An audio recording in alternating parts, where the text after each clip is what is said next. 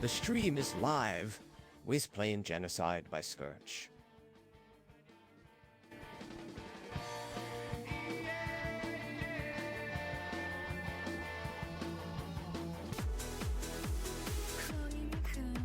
She's in the zone, tapping away. She's got her own throne, buzzing keyboards, wires to go. Welcome to my jingles, let's start the show. Click, click, click, she's ready to strike.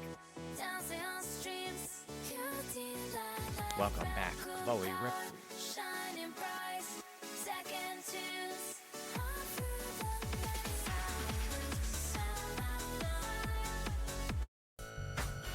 Welcome back, D-Dop. We got the vibe, burn it up just like that. Come on, Machinko's place where the party goes wild. Feel the groove, let the rhythm run wild. Lopez in the chat, make it swing. Join the crew, let your spirit sing. Feel the night, let the good times roll. Lopez in the zone, taking control.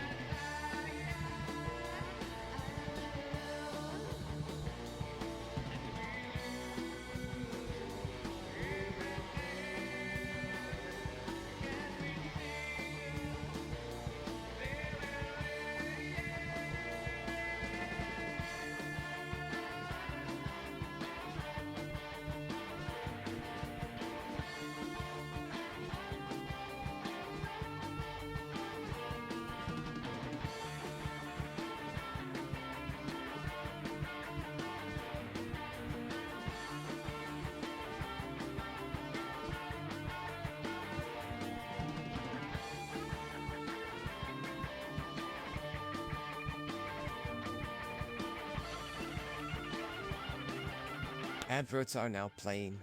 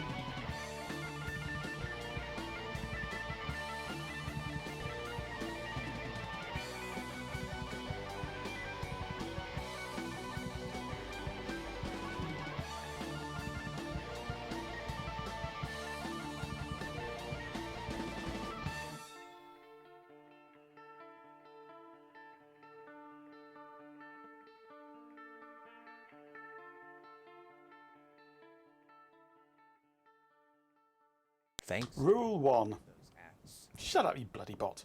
Rule 1. The bot always lies. Hello. Hi, Chloe. Hi, Dopaz.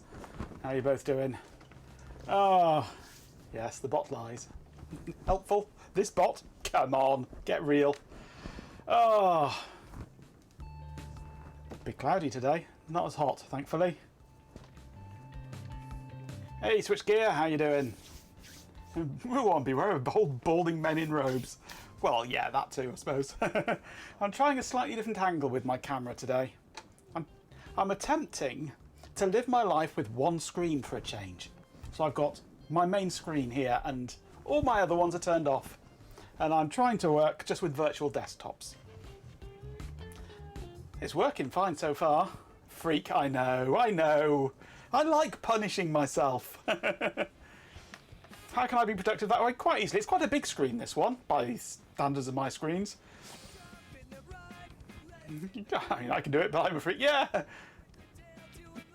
3 34-inch wide screens. Yeah, well, I mean, part of the problem is my two screens that I've got here in front of me are sort of fixed to the wall at an angle that I'm not too happy with. And they're old and they're dim. A bit like me, really. I'm old and dim. But they're getting on a bit, and it's getting harder and harder to work with them. So I thought I'd just try, see how it is, just working with my newer AOC high resolution, high nit screen here. And it's working fine so far. I'm not actually missing the other screens. I can switch them back on if I really need them, but I haven't really needed them. I've got 6 virtual desktops, so I've actually got more desktop real estate than having 4 screens. So, but it does mean that my camera is now in a much better position to capture me. So you can read it in my glasses. Absolutely, you can. Yes. Now look at those lines there are actually my lights above the desk that you can see there. The monitor is beneath them, so yeah, there I suppose is about the monitor. Yeah, you can just about see me in my glasses there, just about. But yeah, the upshot is the camera is in a slightly better position to see me now, which is nice. It's a bit closer, so I'm not quite so low resolution as I was before. Poor sod. Looking into your souls. Oh. First I have to find a soul. Hello, G-Pin, by the way. Didn't say hello. I did now. Right, so yeah, we're going to get back to this thing today. The MFM emulator. Because I have a Pi Pico 2 at last. I finally got round to getting one. And we'll see you. Chloe. Finally got round to ordering a Pi Pico 2. Hey, Hot Rocks. Banzai! You trip again. So I haven't opened this yet. Welcome back.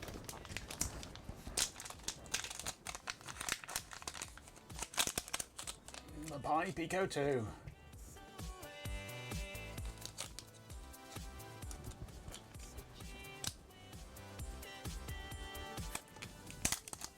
And now we've got, if the circuitry works, we've got 6 months of programming ahead of us.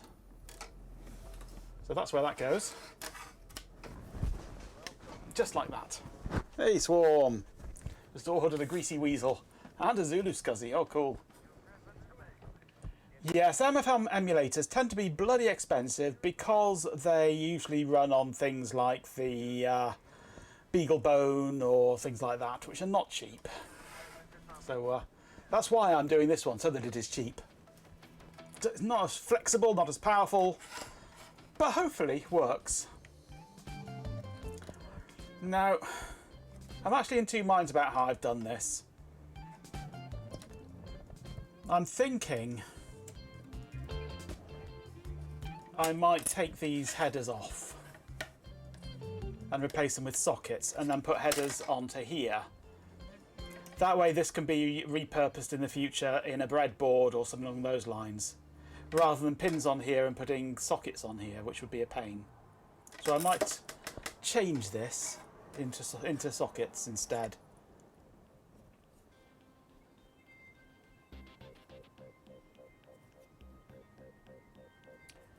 I'm thinking, be careful, that will lead to madness, absolutely. Or should I say, I asked the bot's opinion, and no, that is madness. So I think the first thing I will do is actually change these headers into sockets. But I also need to do some basic testing on this, because I realise I've not tested anything on it, like even if the power connections go to the right places. This is the very first prototype board, yes, Topaz. You can tell it's the first prototype board because it's actually too big. It's bigger than a real one. It needs shrinking down a fraction, only about ½ centimetre. So he knows nothing about thinking. You asked the bot spinning on this and it said, Wednesday! I think, therefore I may possibly be. Right.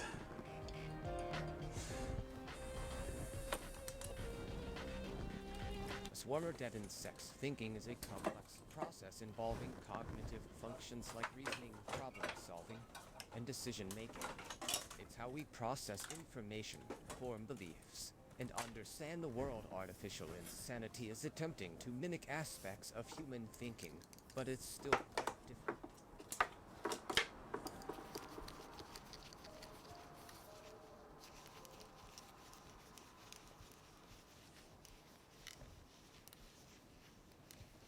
think therefore I might possibly be a fusion of yellow. Yes, you've been consulting the I Ching again, haven't you? I'm pink, therefore I'm spam. Not as canned as the bot. Yeah, quite.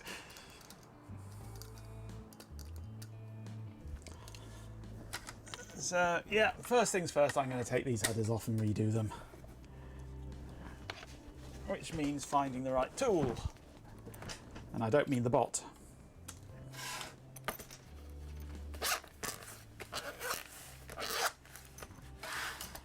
This lot here is for dummy load resistors. Optional. Fill it up with extra resistors, big chunky ones, so that it draws lots of current from the power supply. Because a lot of older computers, the power supplies, the regulation in them, the regulation circuitry in them, is not very good and requires a minimal amount of current draw in order to regulate the power properly. And a lot of that current draw often came from the hard drive. So that's to emulate the hard drive, the current draw of a hard drive, so that it can regulate. You recently discovered that your router supports cake. Cake.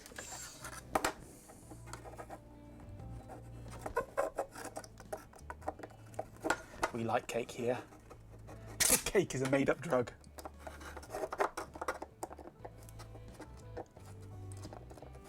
Indeed it is.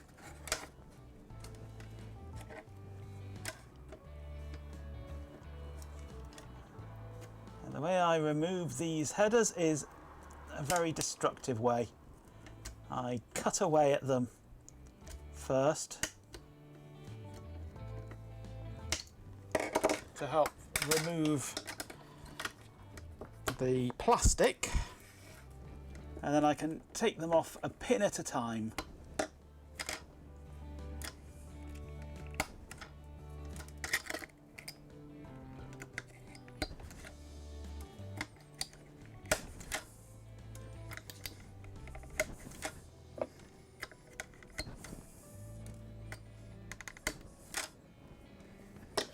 That's one set of plastic on. Mongolian horde technique, yeah. Wholesale destruction.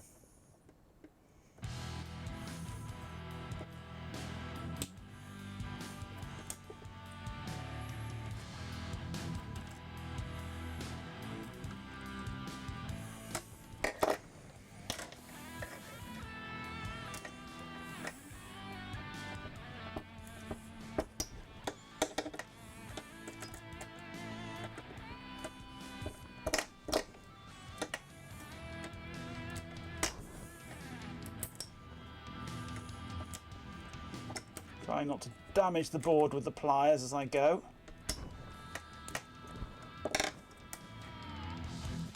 Looks fine. So I'm going to damage these traces at this side here if I can help it.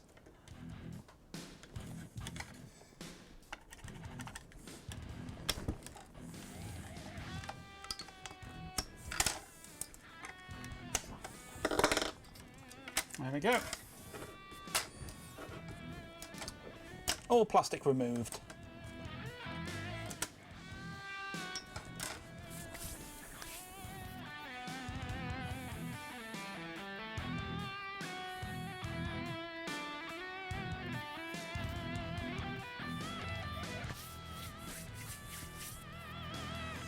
The music kicks in like a level loading in Wolfenstein, indeed.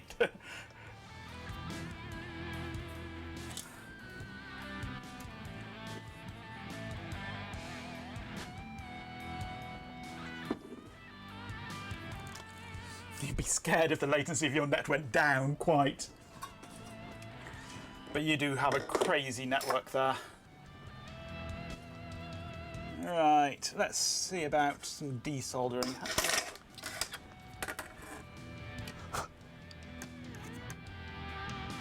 Let's just do a push through and tap method. There we go.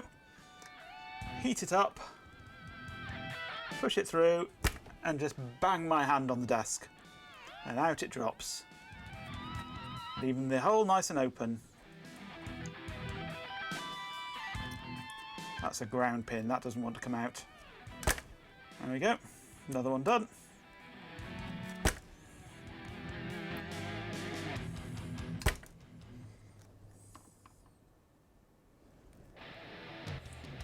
Going to need a bit more cleaning up as well afterwards, but we're getting there nicely.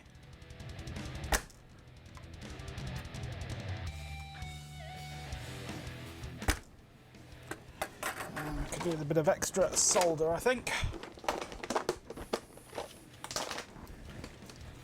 Just on the soldering iron, just to wet it.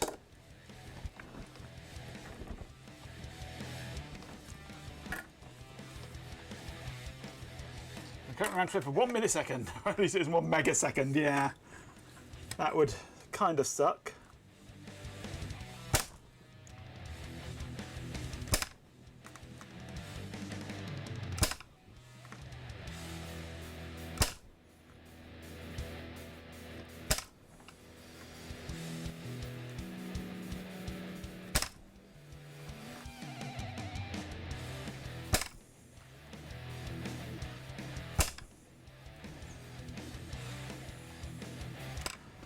There we go. All that's left on that side now is 4 ground pins that I haven't even tried to tackle.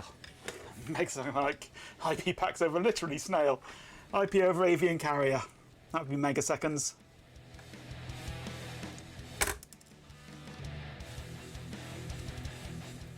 It may be violent, but it works wonderfully.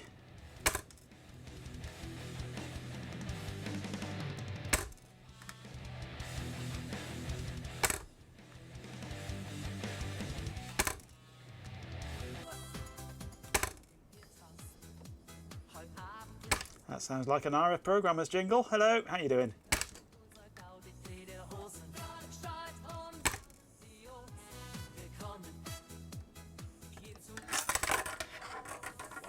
back, RF Tony isn't here. No, no Tony.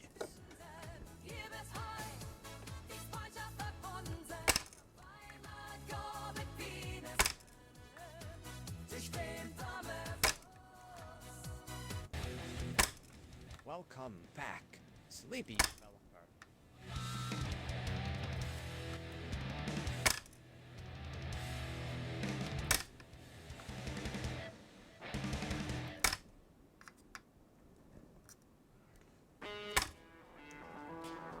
And we've got a Sleepy snuck in as well. Hello, Sleepy.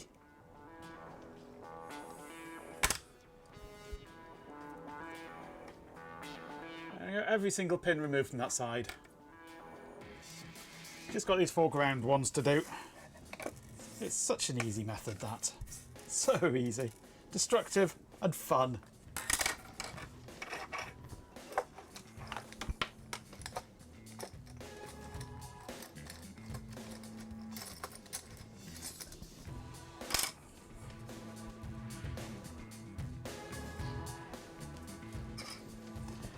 You're on vacation without Tony. Oh.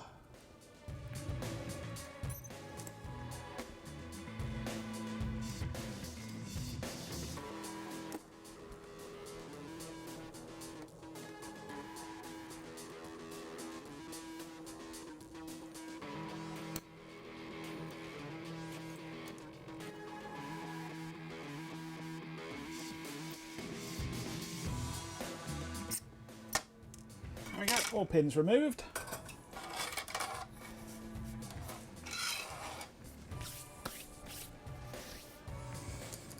Now further as RF Sugar Mama.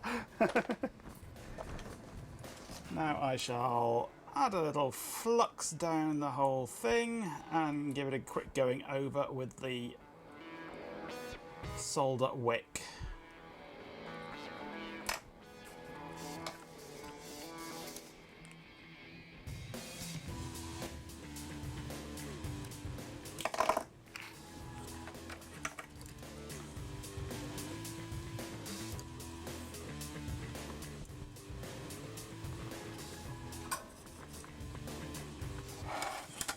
Okay.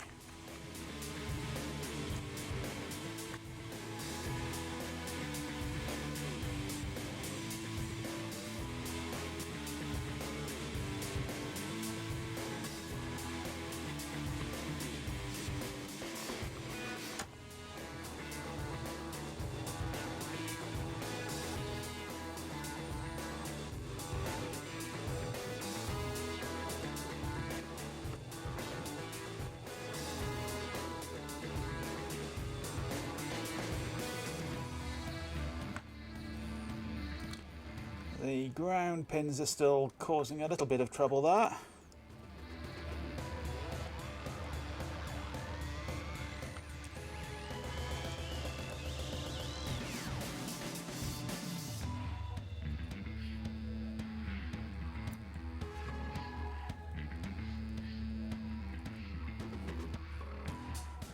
That side looks all clear though.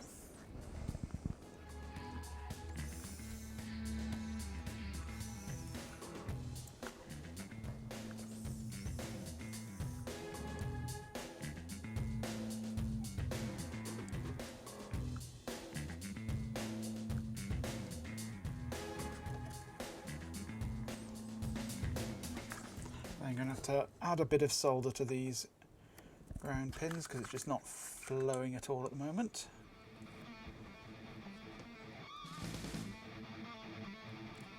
There we go.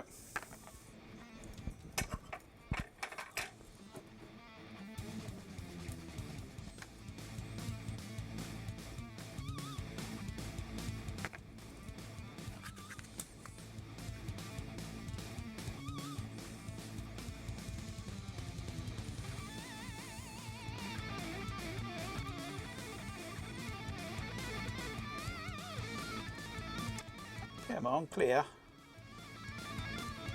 No, that one does not want to go.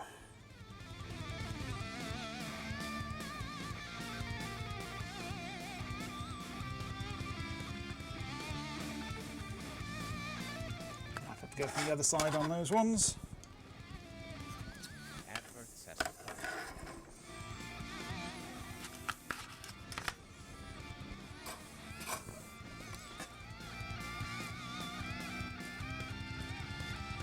Yeah, they're still very clogged up on that side.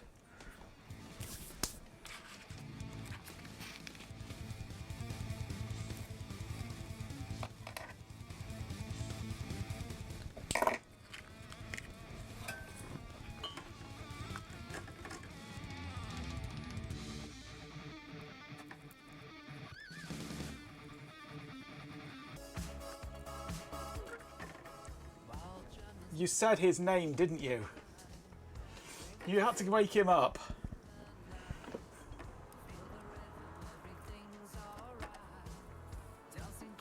Welcome back, Ben. Hope you are cooking something good tonight.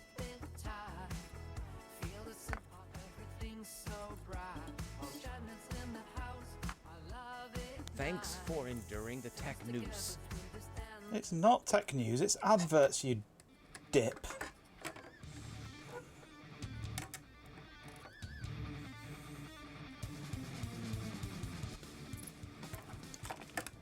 Now, why wasn't that one clear?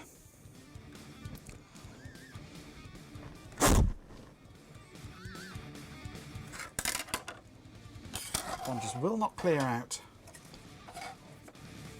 Someone say cooking stream.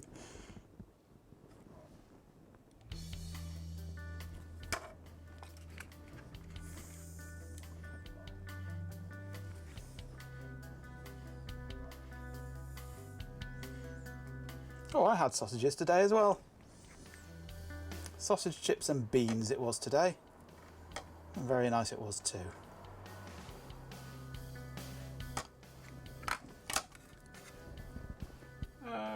Okay, those are all clear. At least clear enough. Let's give them a bit of a clean up.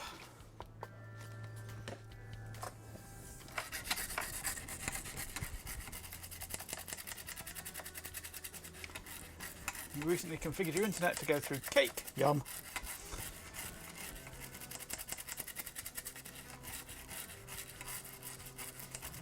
I mean, Majenko, we know Ben won't after the coffee grinding incident. Yeah, he's scared.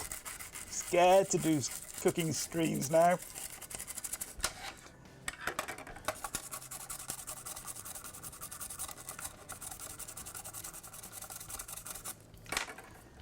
Just put it this way, Ben.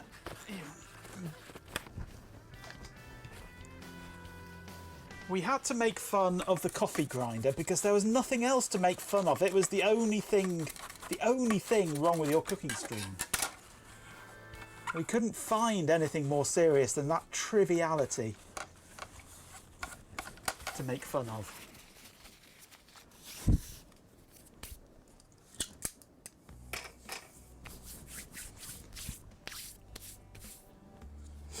So the countertops are shambles, fair enough.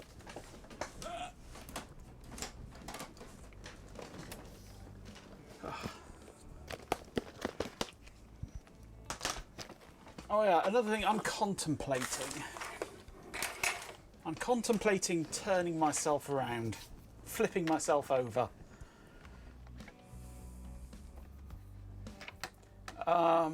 Give me just a second. I'll disappear the background. I stay there.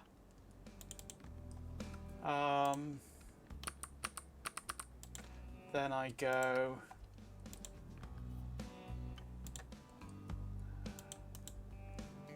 Transform. Why can't I transform? Face. Transform. There we go. So I'm like that instead. I was just removing the headers because I want to put sockets on instead. There we go. So I'm backwards now. But that has the effect that now I can point to, well, I can point to things and I know where I'm pointing. Like chat's up here, the board's over here. It actually works that now. It's like I'm looking in a mirror and it doesn't fry my brain. But yeah, I've basically had pins on here and I've decided I'm putting sockets on instead. So that I can put pins on the pie. And then the pie can also go into breadboard if I need it to.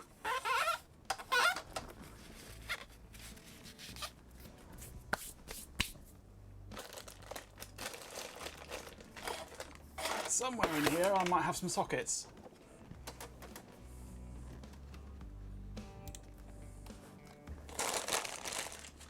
I've got loads of IDC connectors these days. Overflowing with IDC connectors. There's more here even. Seems standard in her plans are covered by the scandal software. The vulgar display of unremoved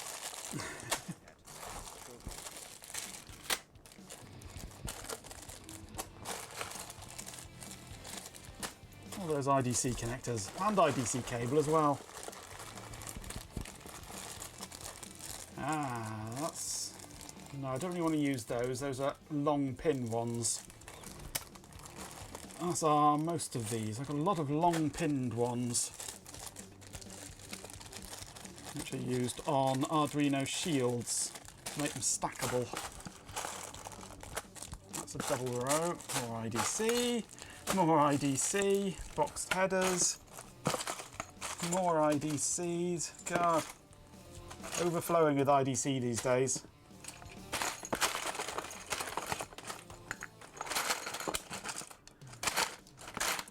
There aren't long ones? I should have, there's some. A couple of that one's already been used. I have loads of ordinary length ones and now I think they've all grown extra legs. Unless they've ended up in another box somewhere. There's one. Filled 4 shelves of a billy book. You enter your study of the boxes of components, mostly organised by what project you're working with. Well, they filled 4 shelves of a billy bookcase. Now you get to come up with a proper way to organise them. Well, I have a billy bookcase with all of mine on. These boxes, I can't remember where I got them from. Well, they're from a local shop, but they're also available on Amazon. Fit perfectly in a billy bookcase, 2 side by side.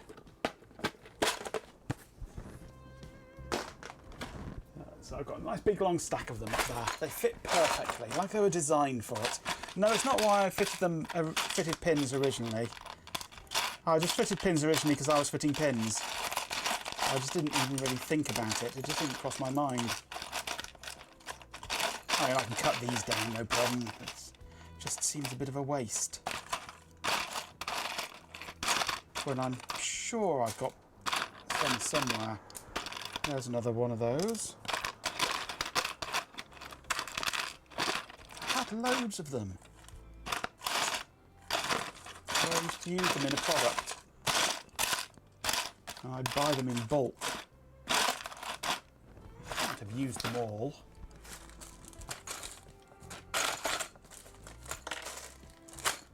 They've all been replaced by IDC connectors, haven't they?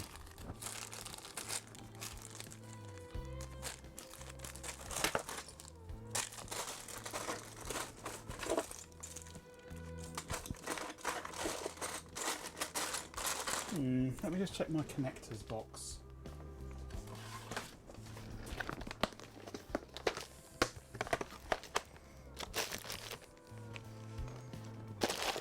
Which basically has everything that's not IDC.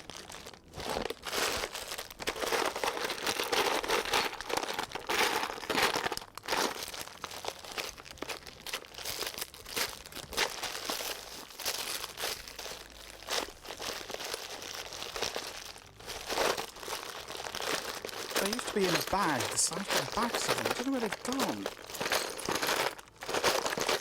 Oh well, I'll just have to trim off longer ones. There's no problem, I can do that. Not the end of the world.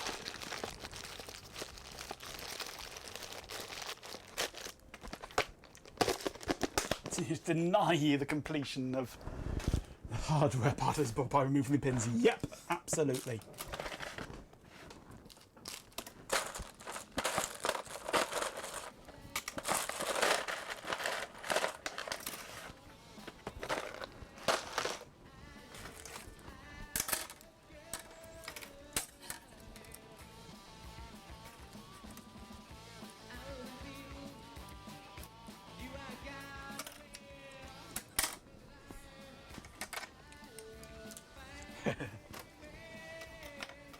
I was surprised how expensive storage boxes are. These ones weren't too bad actually. 22 that's going to be, right.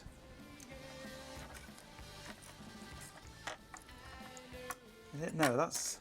Is that there. 10. No, 20 it is, isn't it? Pair of 10s will do it.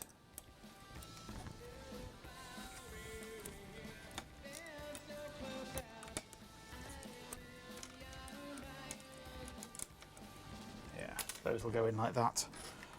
But they are very snug where they meet, so I really want to just shave it off just a fraction on one end.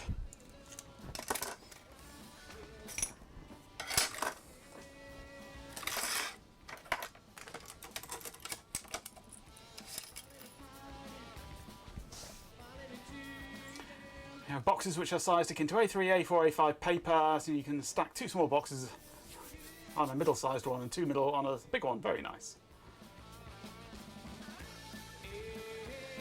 Factory Shop, that's where I got these from originally, was Factory Shop. And they've been really good. The lids actually clip on.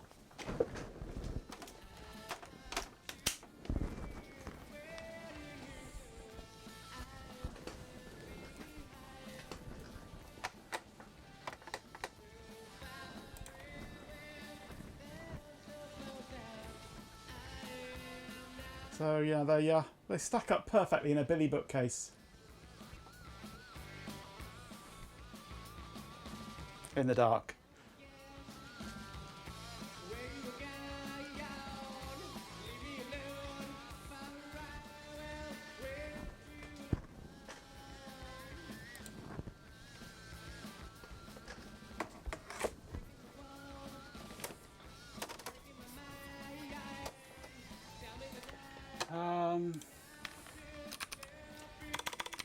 Let's just have a look on my... It was a long time ago that I bought these. I'll see if I can find them on my Amazon orders.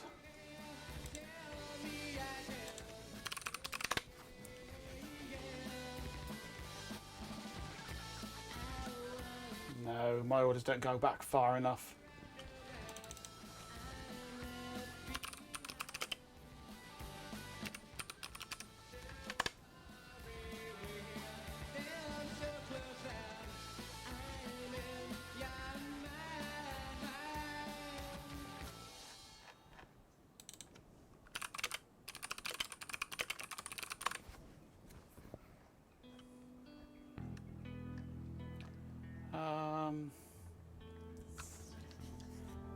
quick flick through Amazon, see if I can see them.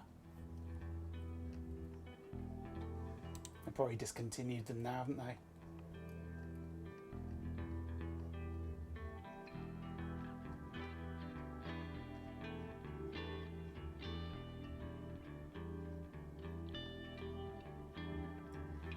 Can't remember what they were called. I think they began with a W.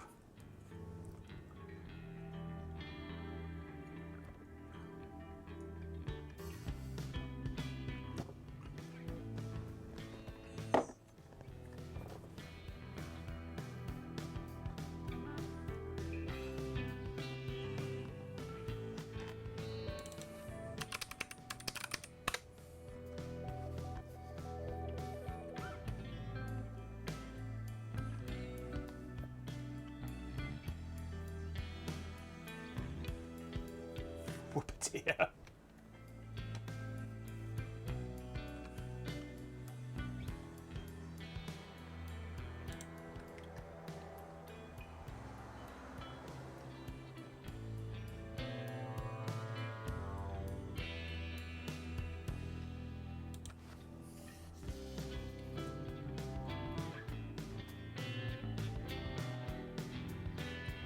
No, I'm not finding anything at the moment. I could actually do with getting a few more. And maybe another Billy bookcase to go with them.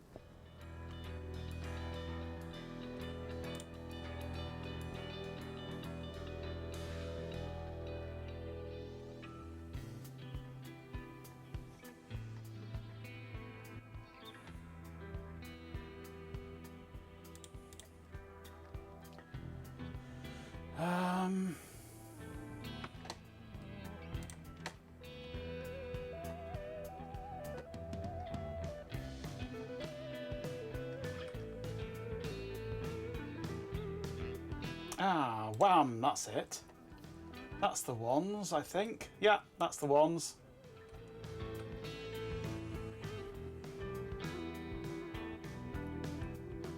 They come with, and these are the grey and, yeah, the grey and blue ones I got on Amazon. The more colourful ones, pink, yellow, green and purple, I got from the local shop. But that's the ones. And they fit absolutely perfect, two side by side.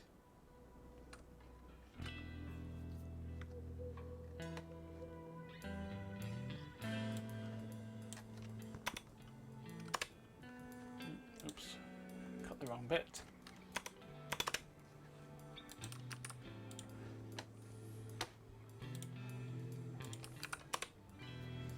There you go.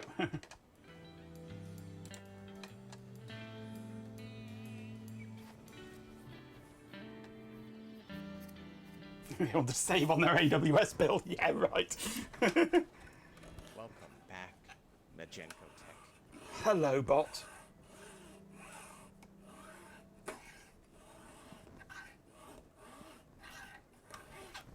Yeah, there you are. Let's bring my mobile back up.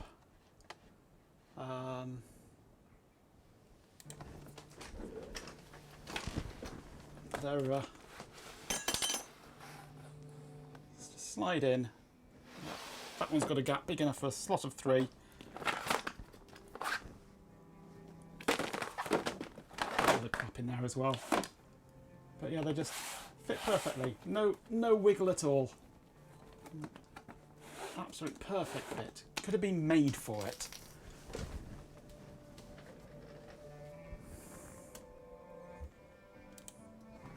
Oh, nice transition now.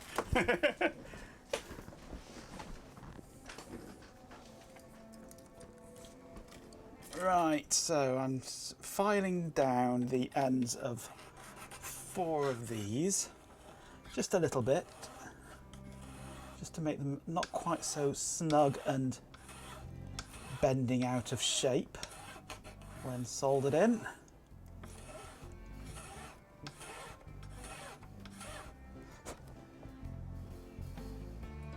Just shaving off a tiny amount is really all that's needed.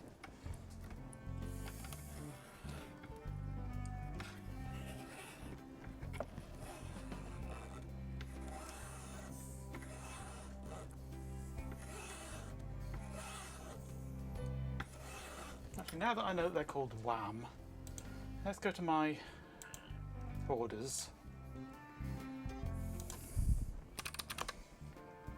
Oh yeah, they are in my list. Now that I know they're called Wham, I've found them. And 5 years ago I ordered them, April 2020.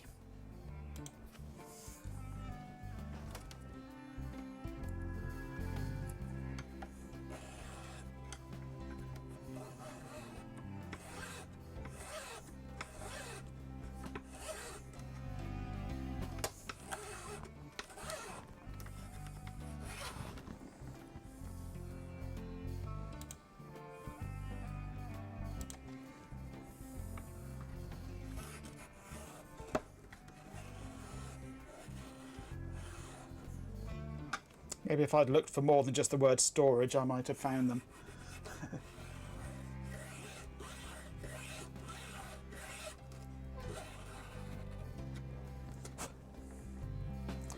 Let's see how that fits.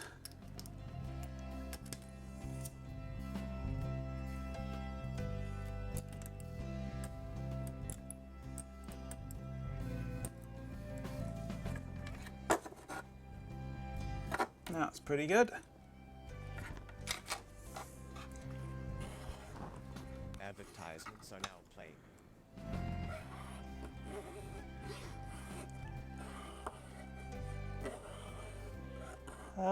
Who did I used to use for CDs and videos? Was it CD Now? It might have been CD Now. I used to buy DVDs from... Oh, who was it? Ryokan bought them, or somebody, was it? I can't remember.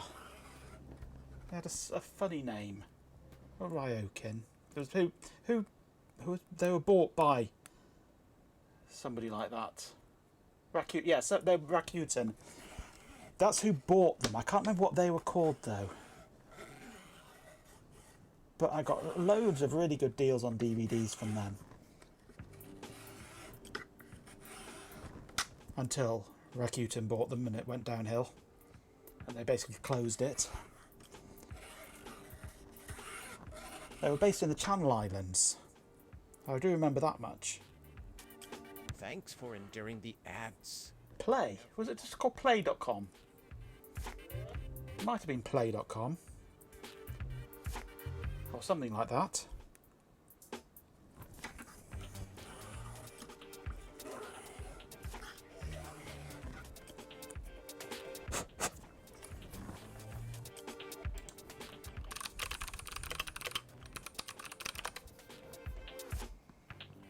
Yes, play.com. They bought in 2011.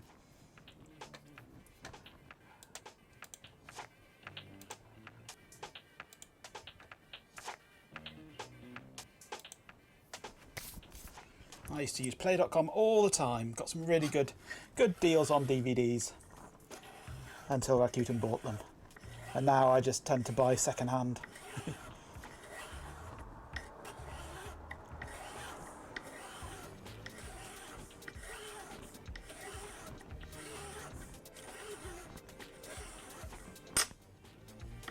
And they're only going to have one trip through Handbrake and then sit on the shelf for the rest of eternity, so second hand is fine. And most of them have probably had the same treatment in the past anyway.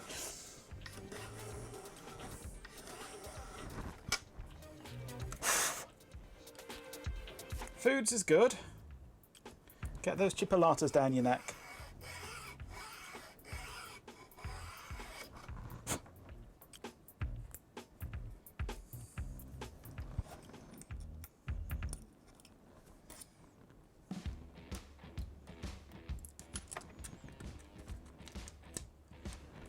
Yep, those fit nicely now.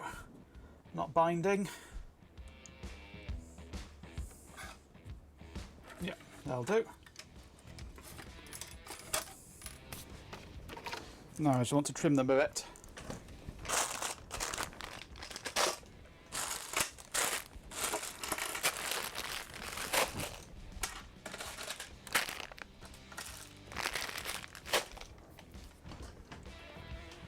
Second-hand food, I'd reconsider, yes.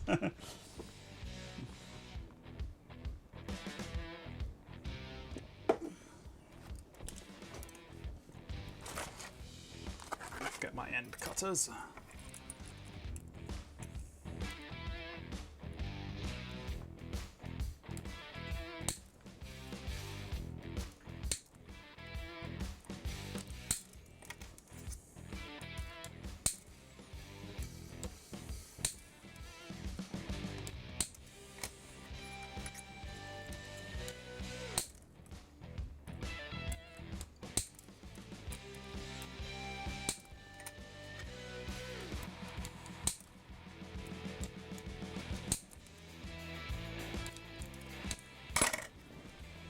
Okay. Don't ask about second-hand bog roll, hell no.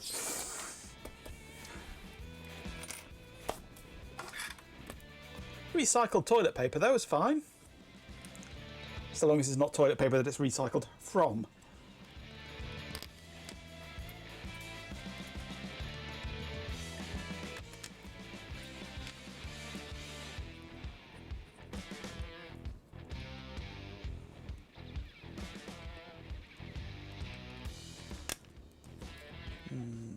A little bit of binding going on there actually.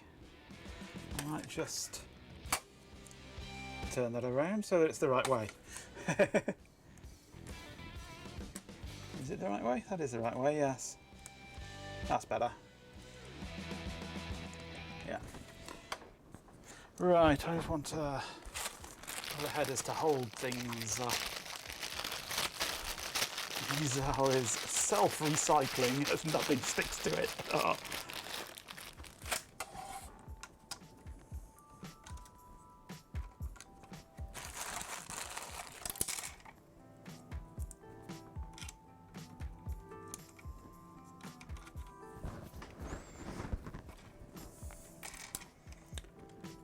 Just bind these together.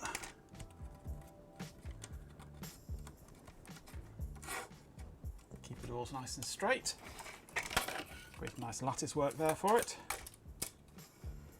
And then everything falls off because of the size of this silly capacitor I've got here. So I'm going to hang that over the edge of the desk, I think. Which means you can't see much here. Oh, that stuff. Oh no, I remember that stuff, yes. Tracing paper. I remember it well. Unfortunately.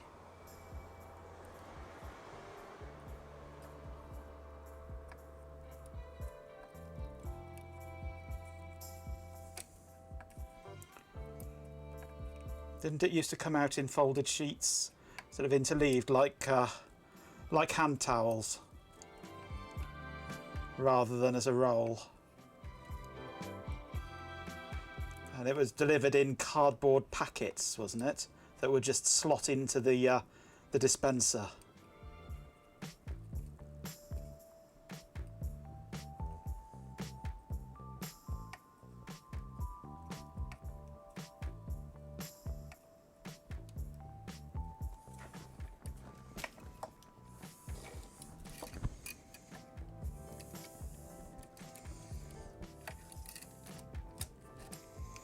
Oh, you've got a fancy arse shower, have you? You lucky thing.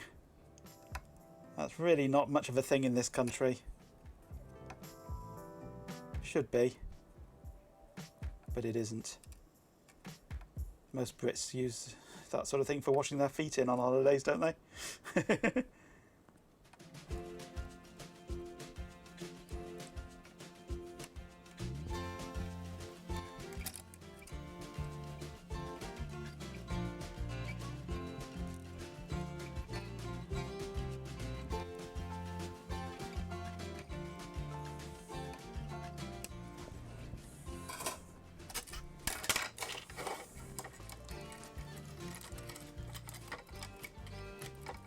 There we go. Socket's now fitted.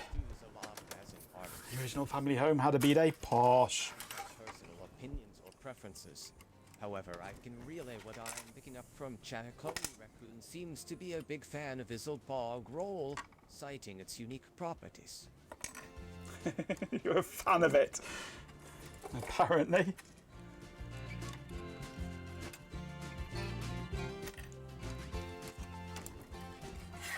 Headers go in. we get the pie.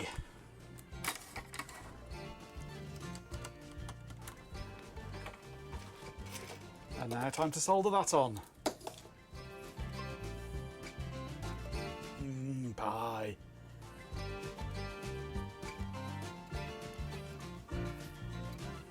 This is not a pie. I need a picture. In fact, I might get ChatGPT to make me one of "This is not a pie" in the style of René Magritte. Ce n'est pas un pie.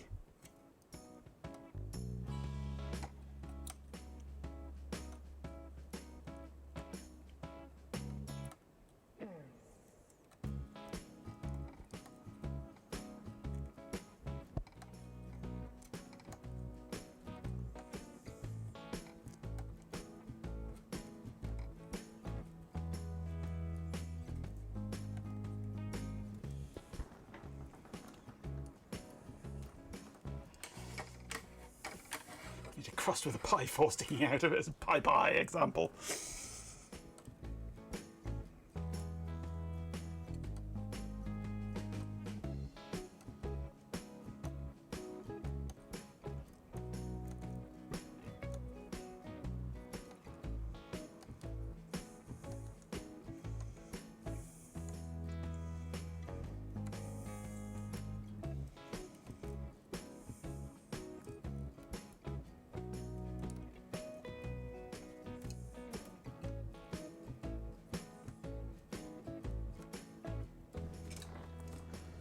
Okay, soldering work done.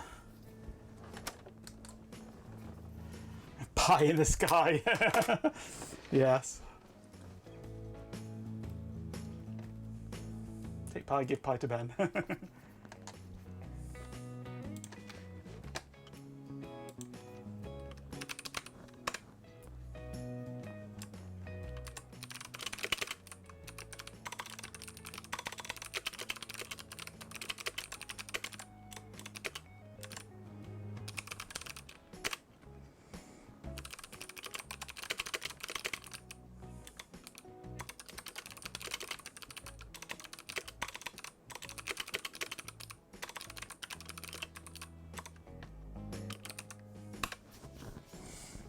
See what it comes up with.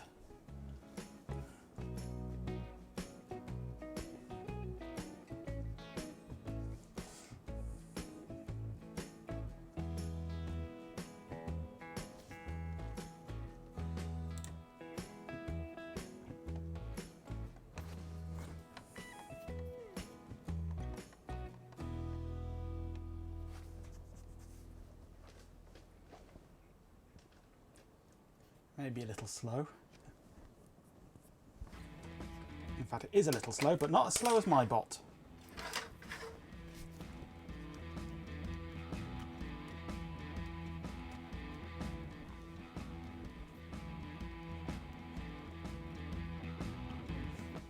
Come on, ChatGPT. I've noticed it's being really slow at making pictures recently.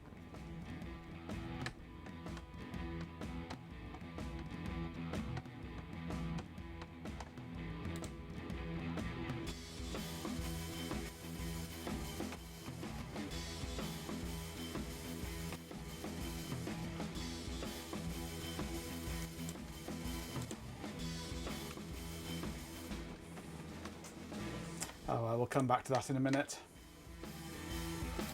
Right. Okay, I need to do some basic testing on this, don't I?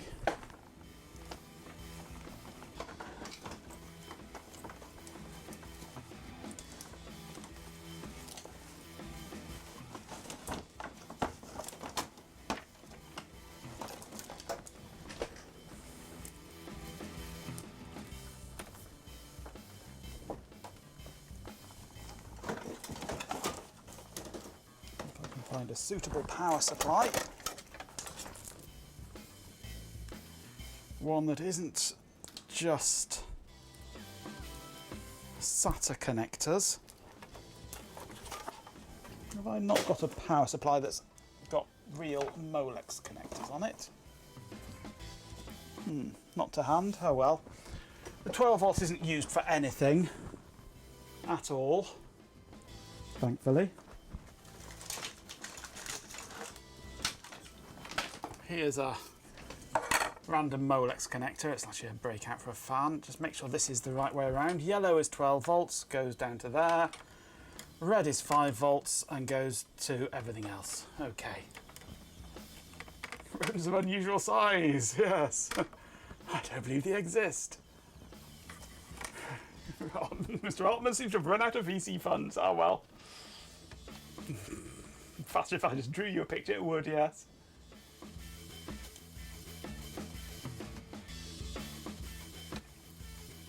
Well, it's come up with something.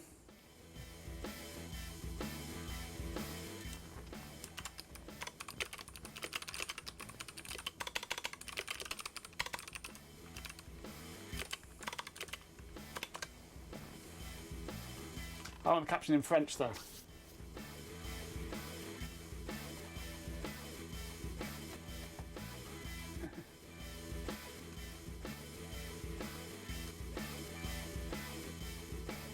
Lots of people stream drawing and they manage it just fine. Well, there's this thing you've got to be able to do first before you can do that sort of thing, and that's draw. I can't draw to save my life. Let's see if it can translate into French. Is it capable of translating into French?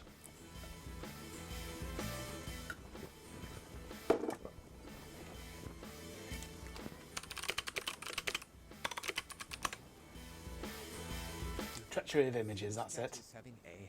Hi. Trifle amount of fun with paper. That's how I want it to be, like that. Ceci n'est pas une paille.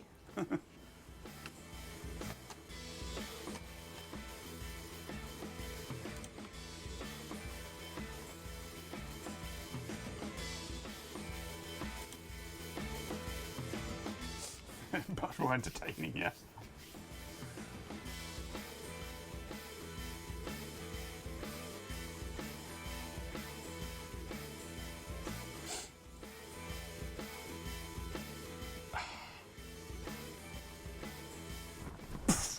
Chloe, that was terrible. You can draw on stream.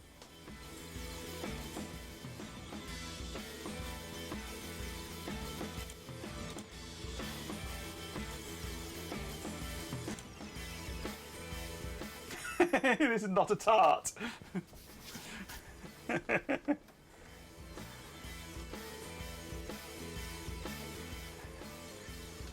Well, I suppose it's now French. It managed to do the translation and render the text. So it's obviously getting better than it used to, because it used to be if you asked it to do text, it would just be gibberish.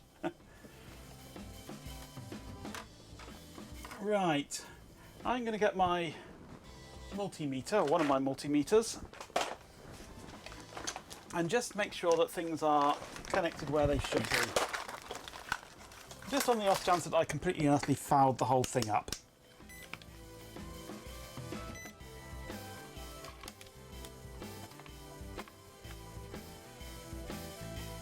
Where are we? Desk.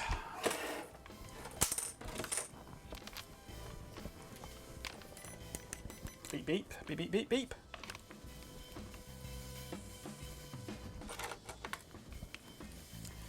So, ground is one of these two here and should go to yes, yes, yes.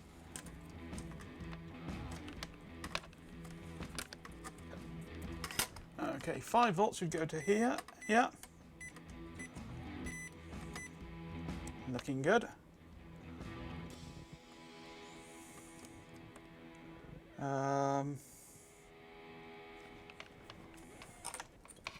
Let's plug the pi in.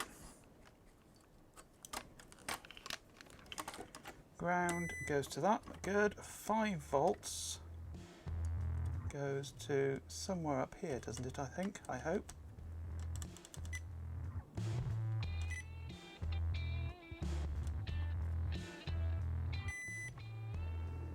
That one there, is that right?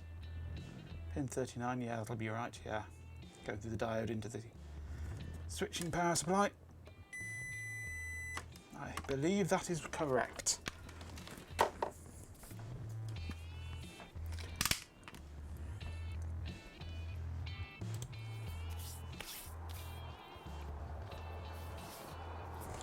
Catch up on what's been going on while I was doing that. You live with a person who studied all sorts of drawing techniques currently, and what you can infer from her is that to be able to draw you need some material which can be deposited on some surface. Yeah.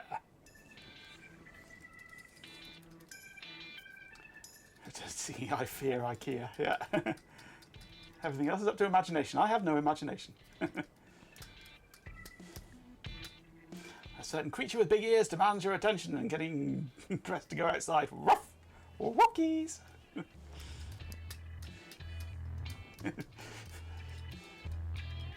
You have big ears and could use a walk. You have a good park here, sure, come on, yeah. Did Majenko completely and utterly foul the whole thing up in a prediction, so I won't.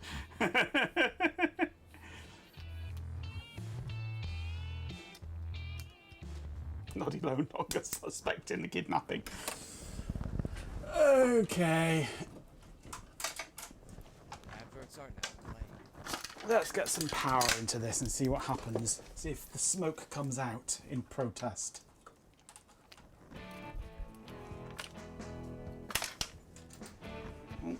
I have no power at the moment. Let me just turn my power on to the shelf above my desk. There we go. Power is on. And 5 volts I want. Let's current limit it to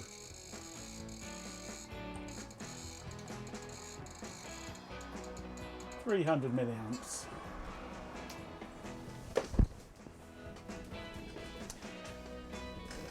You appear to have 6 and a bit chipolata. Shall I be greedy and munch the lot? Yeah, because that's only about 3 sausages worth.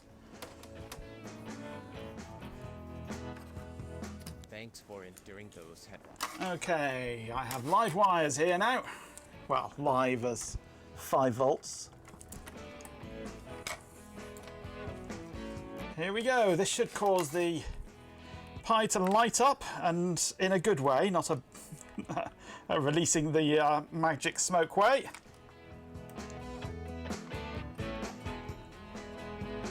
$200 milliamps being drawn. 270, 280.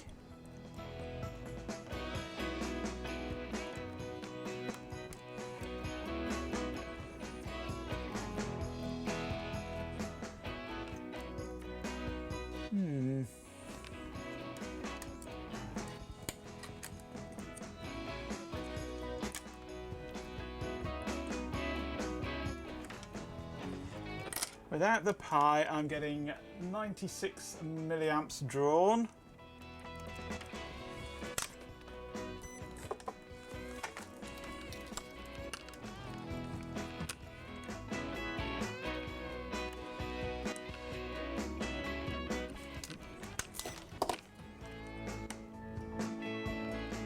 Five volts across there, yeah. I don't know if this is going to do anything.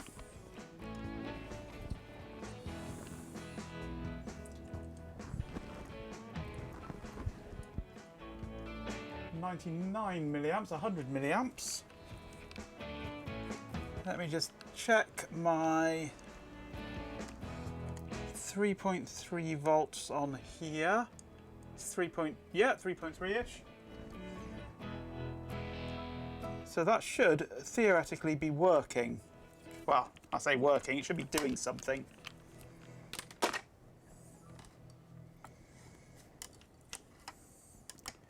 Let's press the boot cell button. I get much more current draw, at least briefly.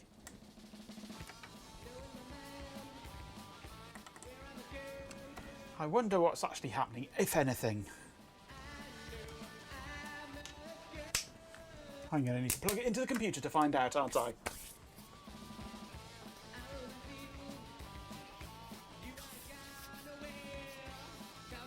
Yes, you should. You can regret the decision later. Yeah. But now you munch.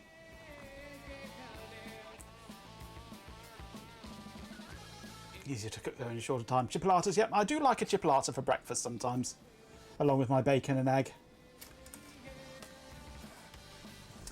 Right, I need a USB cable, don't I?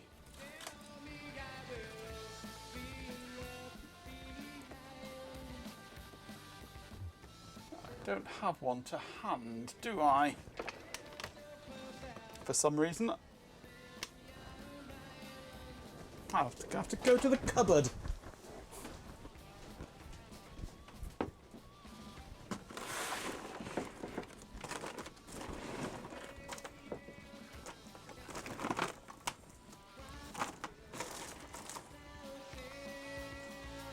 That might do the job.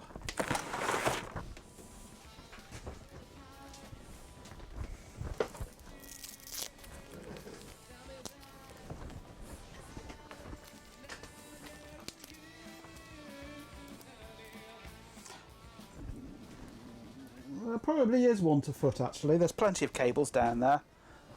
Yeah, there's more than likely one to foot, just not one to hand.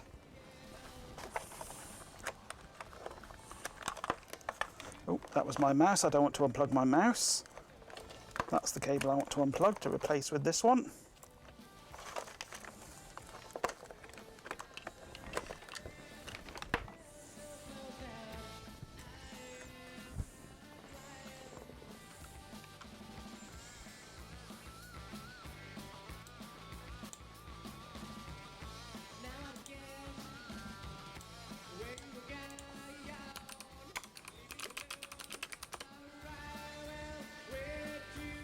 I'm seeing a Raspberry Pi in my D message.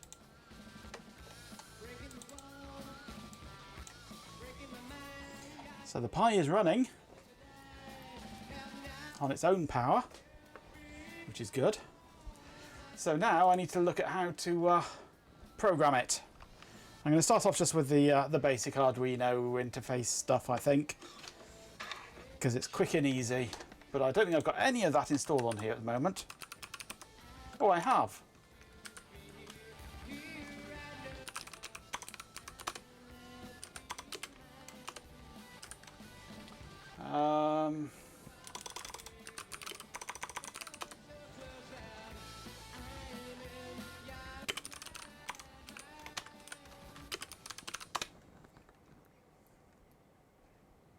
I got the RP2040, 2350. Yeah, that's installed.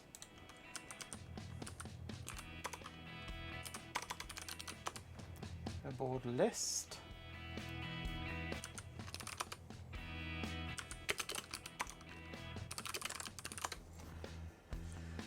Raspberry Pi Pico 2 is in my list here. We have the software for it already installed, which is nice. No Python? Hell no. C or nothing. I wouldn't sully anything of mine with Python unless I absolutely had no choice.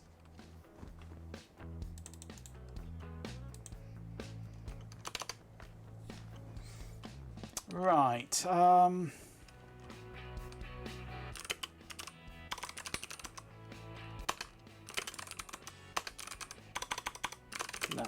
it's in here, isn't it?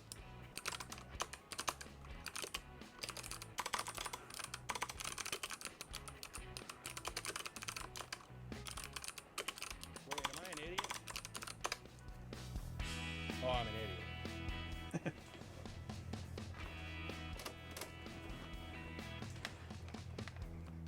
We have a second sample there, you notice. It randomly selects. You idiot. There's lots of us idiots around.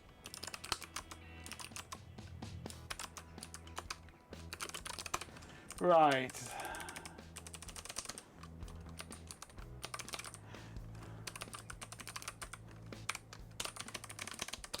Let's adapt this make file.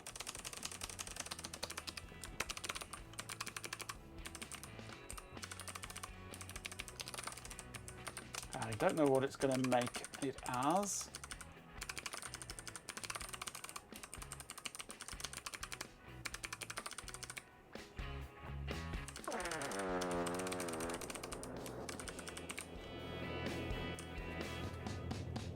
That was a Shelby indeed, yes.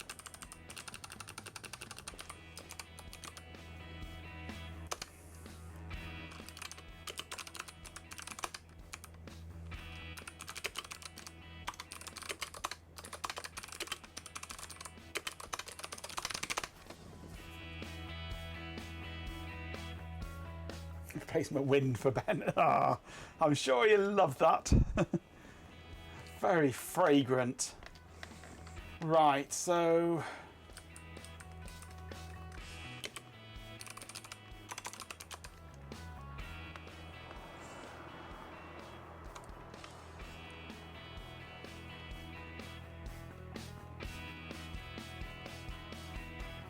that has done things apparently.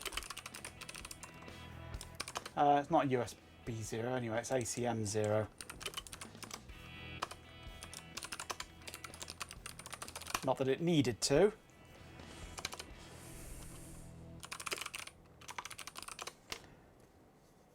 Right, that's now reset it with an ACM interface.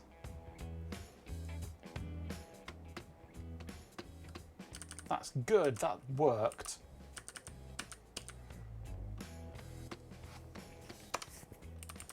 Just a bare bones.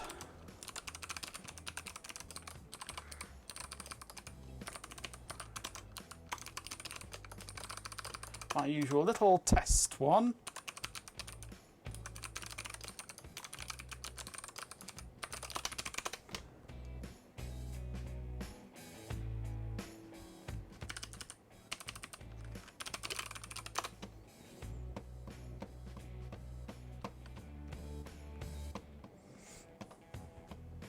Is that going to reset it or not? There we go, it is.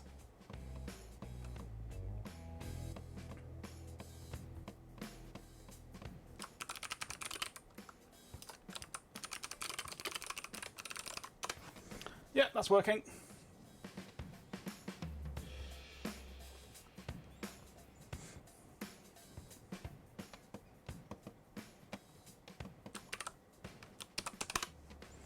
Right.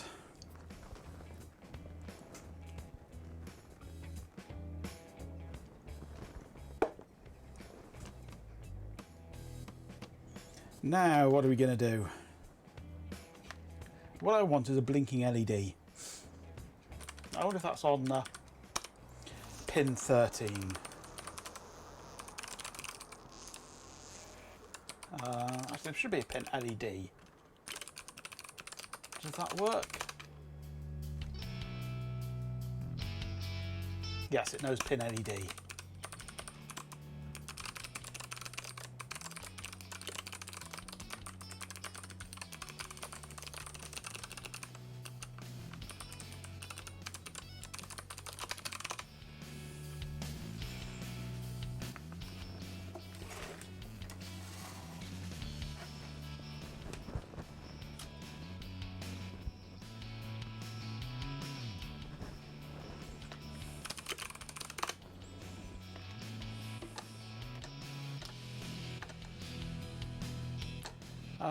Where are we? Canon.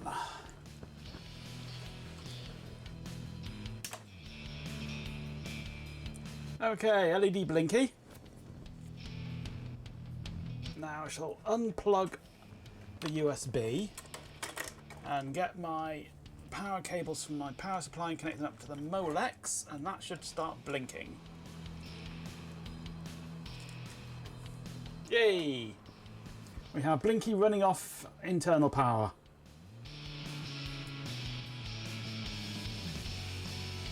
Now what are we going to do? I'm going to think of ice cream. You're always thinking of ice cream, yes. Right, that is good. Internal power is operational. Holy shit. That's a bit of an overreaction there, wasn't it, Ben? Just for a blinking LED. Right. Now, actually, I wonder if the rest of the board is being powered by this.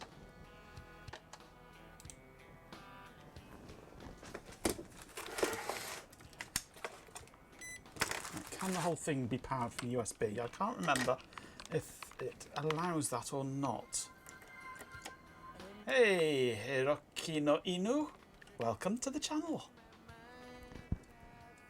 We get 4 volts on our chips.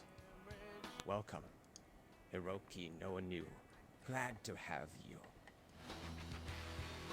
4.3. 4.3, that's enough. Bit light, but just enough. It might just function on USB, but when's it ever going to be used on USB? It gets power from the Molex. Ah. Yeah, good RNG choice. Quite. Okay, so Pi works. Power goes to the rest of circuitry. Now, we've done the easy bits.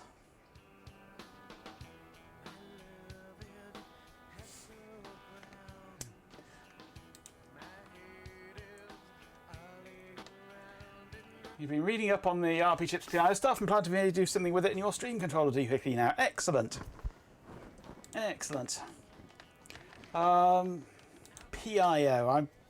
I'm going to be using PIO extensively in this.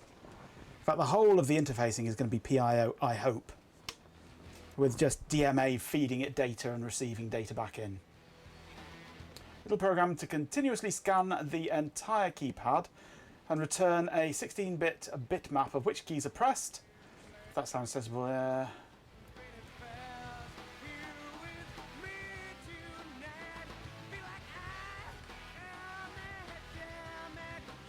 Change notification is a PIC could do that, yes. Change notification is tricky when you're using a matrix, because you've got to actively scan. Yeah, you've got to actively scan, and that means more processing really than the PIO can do if you want to have it detecting changes.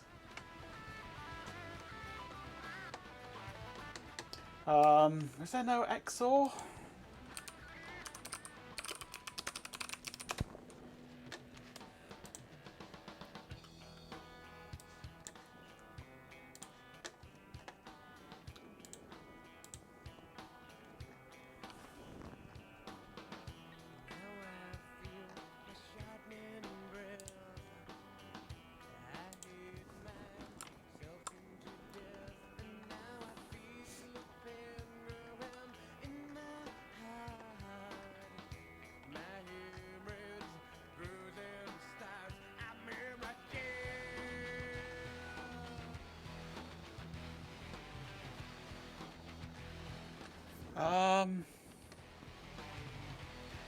Where's the list of commands and instructions?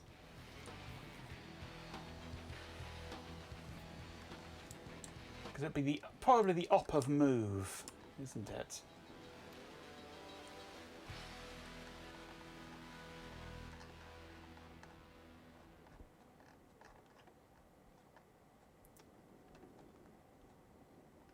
No. Invert, bit reverse, and reserved.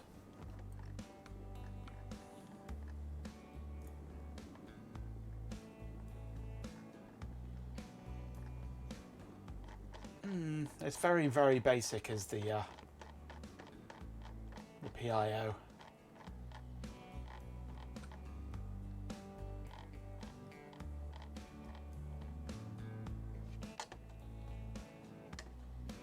You got jump, wait, in, out, push, pull, move, IRQ, and set. Jump jumps to a location, wait waits for a pin to go high or low, in and out, read data in and out from the actual pins, push and pull, move data to and from the FIFO, move just moves between registers, IRQ sets an IRQ or waits for an IRQ, and set, what does set do? Just sets random data to a pin, doesn't it? So yeah, it's very basic. There's nothing really Yeah, it would basically be reading the matrix and returning a value of ones and noughts for what's pressed and what isn't. And then it's up to you in software to decide what's a change and what isn't. That's really all you can do with the PIO.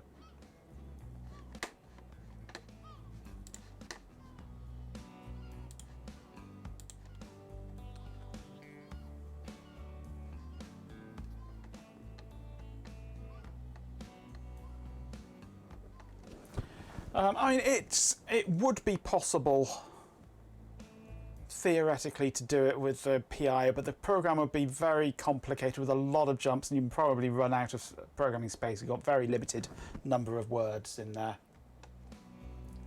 that you can actually operate with, number of bytes that you can operate with.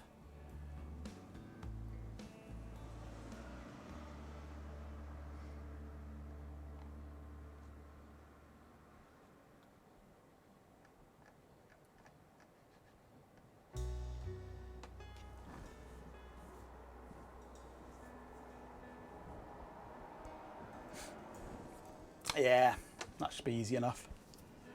Advertisements are now playing. I mean, I'm probably going to be... I'm not quite sure actually how I'm going to manage it on...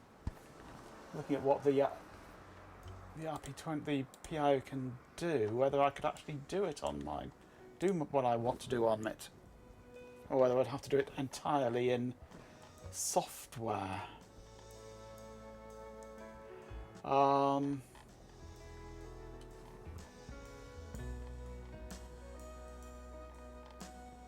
I want to read in from the FIFO, set it to the pins, which is easy enough. I'll set it to the pin, depending on which head is currently selected, which would mean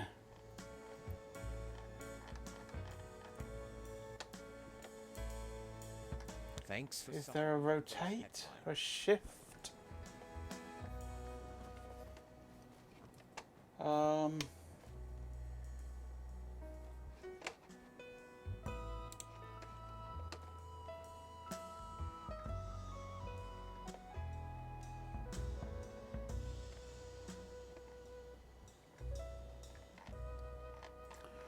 So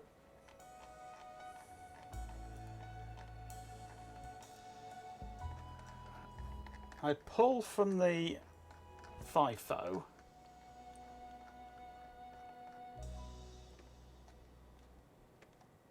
load a 32-bit word from the TX FIFO into the OSR, operating shift register.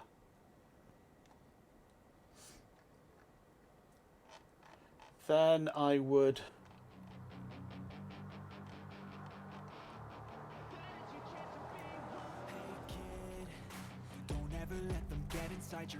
then need to do an out. Everything you know that you could get. Don't let them guide your life towards regret. I'll fight for what I love with every breath. My past is filled with things I won't forget. Shift bit count bits out of the output shift register and write those bits to destination. Additionally, increase the output shift count by bit count starting at 32. Just push yourself, test yourself, figure out what you like. Find your limits. Destination pins, X, Y, null, discard. Right, so I would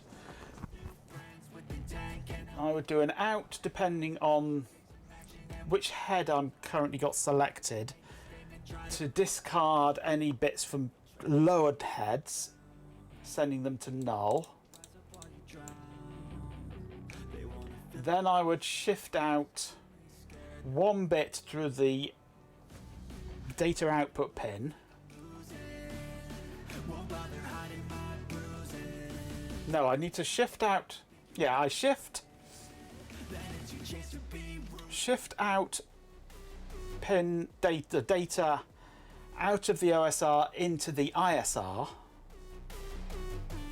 for the heads above where I am. Then shift the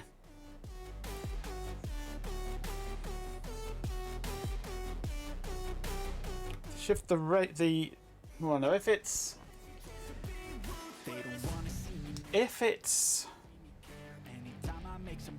in read mode, shift the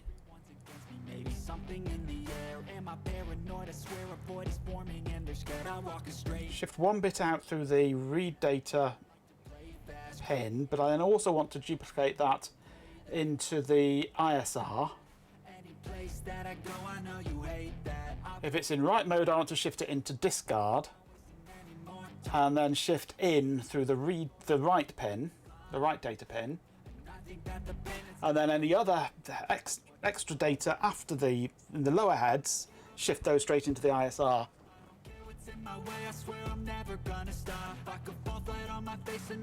I believe. If any of that makes sense. Does anybody smell anything burning? Yeah, my brain.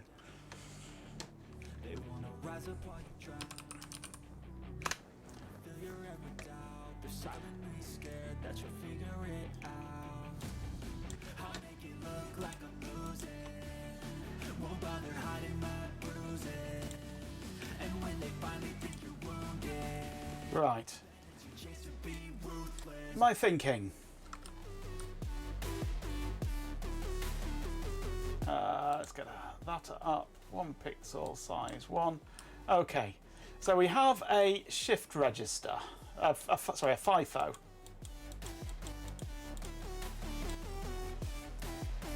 From that we shift 8 bits into the stream controller what's called the OSR, output shift register. Emulator right now.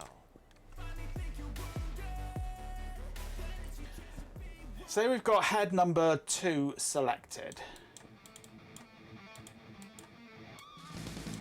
Okay. We then have the ISR, the input shift register, which then goes into another FIFO, which goes back into the CPU. So data goes from the CPU into the FIFO. We do things. Data then goes from this FIFO back into the CPU for storage in memory. Right. So if we've got head 2 selected, we need the first bit to go straight into ISR, second bit for head 0, head 1, head 2 goes out,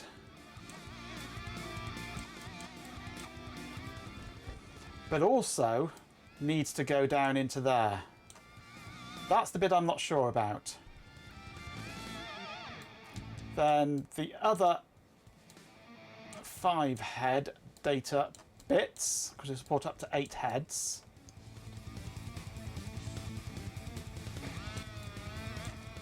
Then also go into ISR, and then it triggers to say there's a byte there, take it. So data is basically streaming through from this FIFO, through the output shift register, squirting it out the read pin, and then back into the ISR and out. So it just circulates round and round and round. Now, when writing,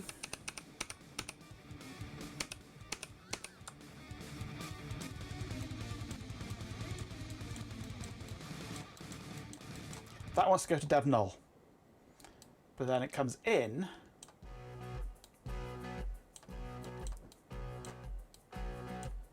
through the write data pin, and the other 5 just copy across.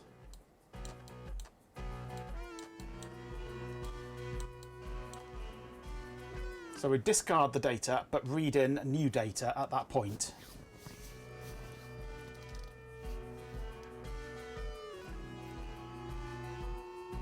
And as we change heads, different pins will be shifted out that way. So it's shift, shift, do things, shift, shift, shift, shift, shift.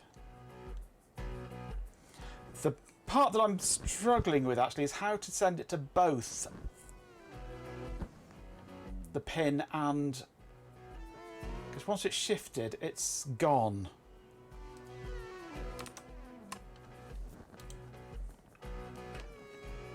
I mean, we can shift.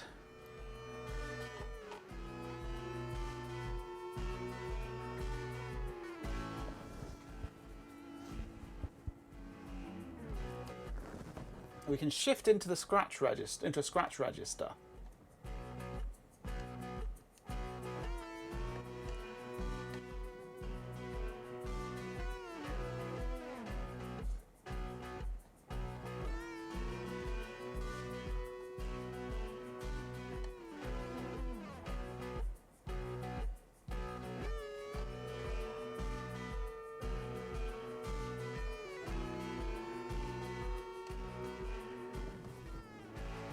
Oh, yes, please, Ben. Don't mind if I do.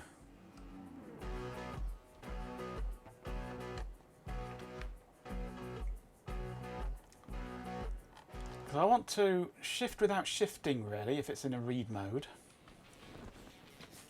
Or shift to somewhere where I can get it multiple times.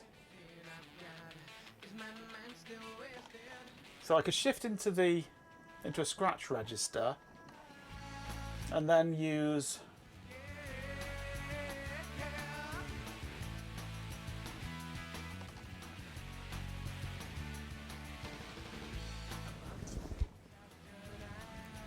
I could then use a move.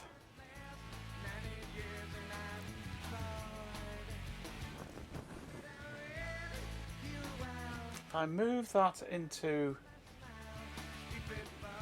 no, because I'd need to.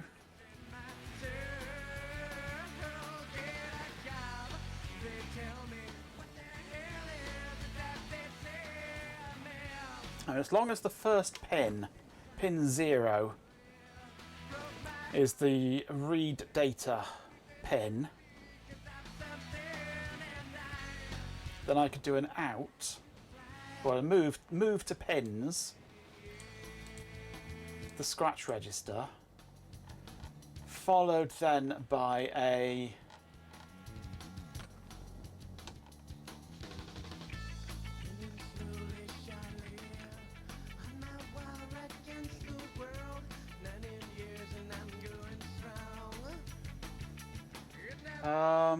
no.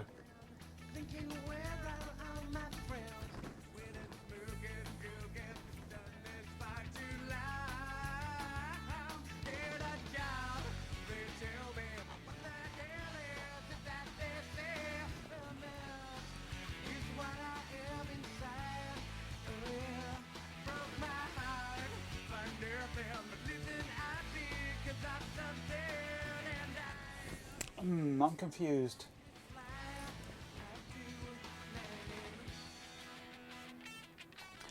I'm trying to let's go back to here. Right, you've got a byte comes in to the OSR. Well, it's actually 32 bits, but I'm only worrying about a byte. First 2 bits, if we've got head 2 selected, first 2 bits just get copied straight from the OSR to the ISR to circulate straight through.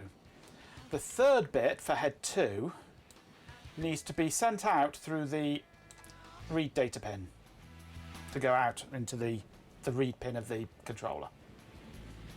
But at the same time, it also has to go be shifted into the ISR.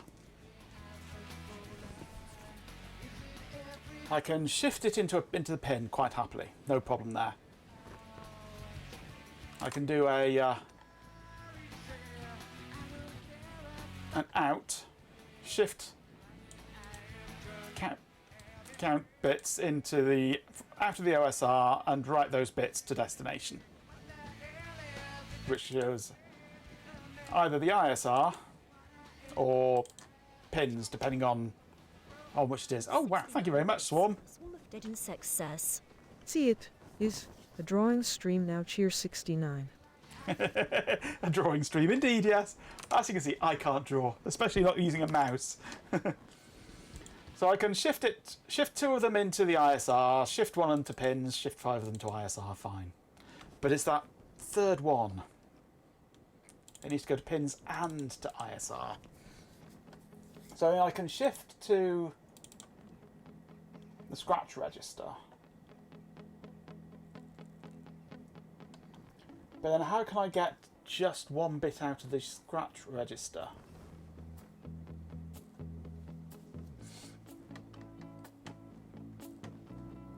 Unless I shift it all into a scratch register, all 8 bits into a scratch register, followed by a move into the other scratch register, so I then got 2 copies of the whole thing.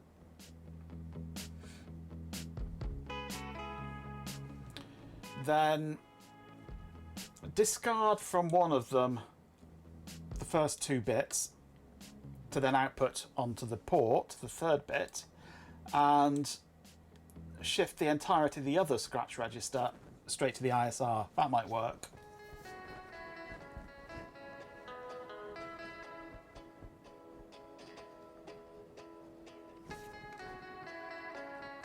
If you get how out moves from pins work, you configure overlapping in-out pin ranges. Does it move from the output latch on pins that are outputting?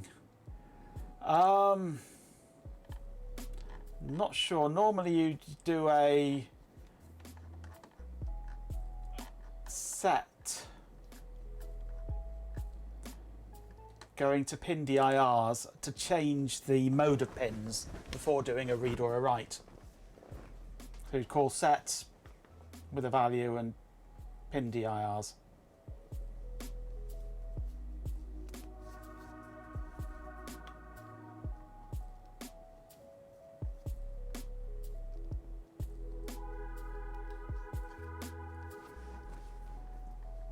But if it's set to output mode and you try reading from it, then it should read what is currently being output, because it should just be latching straight into the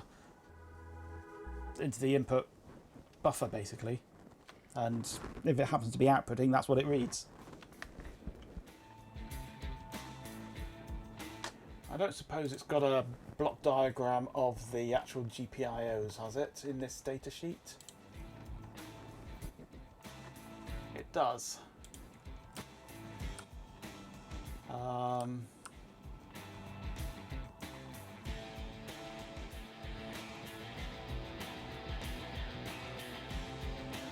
Yeah, it looks like it's just it reads whatever is on the I/O pad, regardless of whether that comes from the outside, if it's in high impedance mode, or being driven by the internal output value.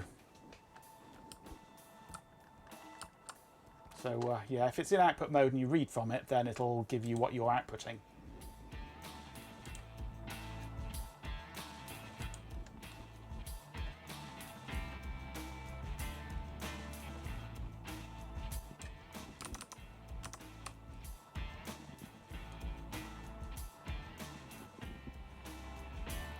Maybe a dumb question, but as you have 2 scratch registers, yeah, that's what I was thinking of doing. But I want to try and keep the number of operations as few as possible, because this has got to run fast. This has got to run at 10 megahertz, basically. It's got to sample and transfer the data at 10 million times per second. I mean, it's 150 megahertz CPU this, so I should be able to do it.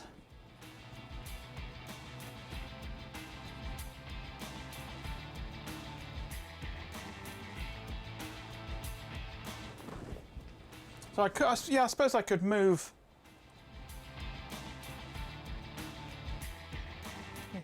So you're saying if I output to the pin, I could then read from the pin.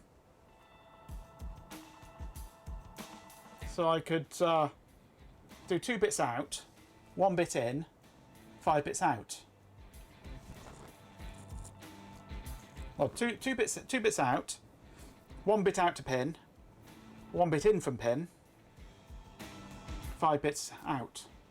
That might work actually, yeah.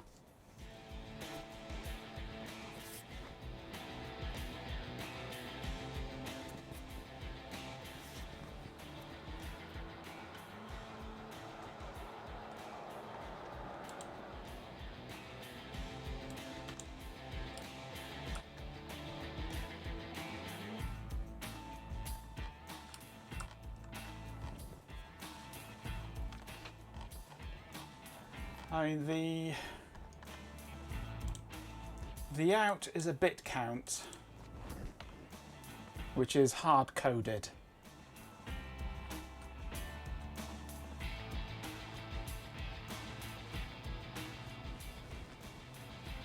So what I would probably do, because I'm actually probably going to start off just, we only need to really to be able to deal with sort of 4 heads, I think. Or 3 heads, 4 heads. Yeah, 4 heads I think it is. But up to 16 heads is a possibility. But I'm only doing it at the moment to deal with 8 heads because that's all that will fit in memory. But we could actually just do it for 4 heads.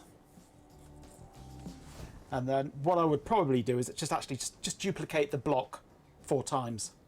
1 for each arrangement of heads.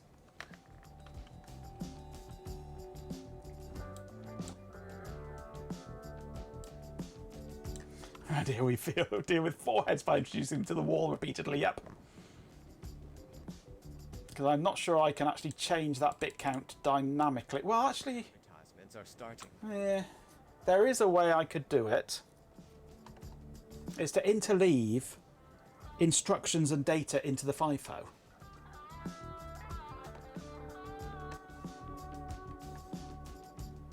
Because you can do a... Where is it? Out. Shift from the OSR to exec, which executes the OSR shift data as an instruction. So I could actually stream the instructions to the PIO through the FIFO.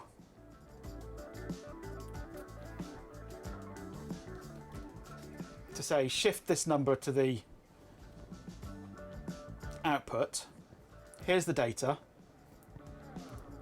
shift this number to the output, or something like that. Or here's the data, do this shift, then it'll automatically do this in its 1-bit shift, and then do this shift. So I'd be sending 3 bytes for every 1 through the FIFO, which could be done.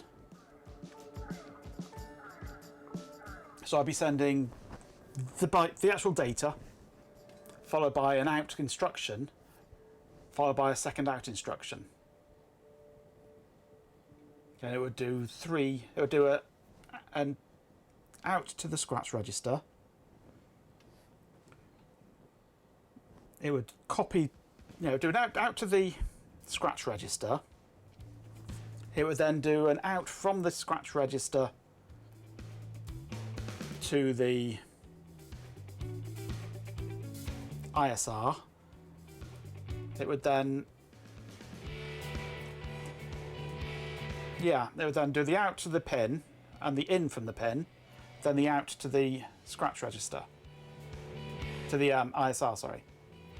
And the data, the 2 outs to the ISR would all be in the FIFO. That would work. It's what an interesting headbutt button. Clicking on headbutts, yes.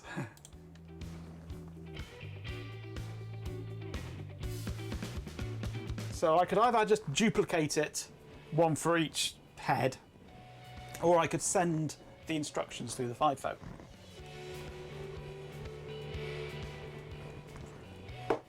Which makes it an interesting concept. Still only storing the same amount of data, just having to generate 3 times as much data to send through the FIFO.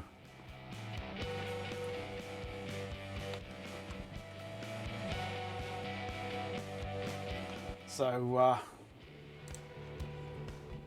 in the FIFO we then have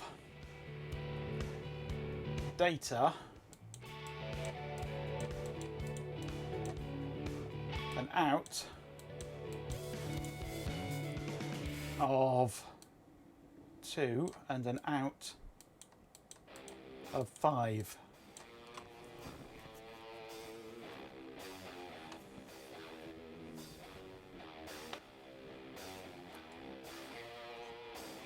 And then in the code here we have an out out ISR of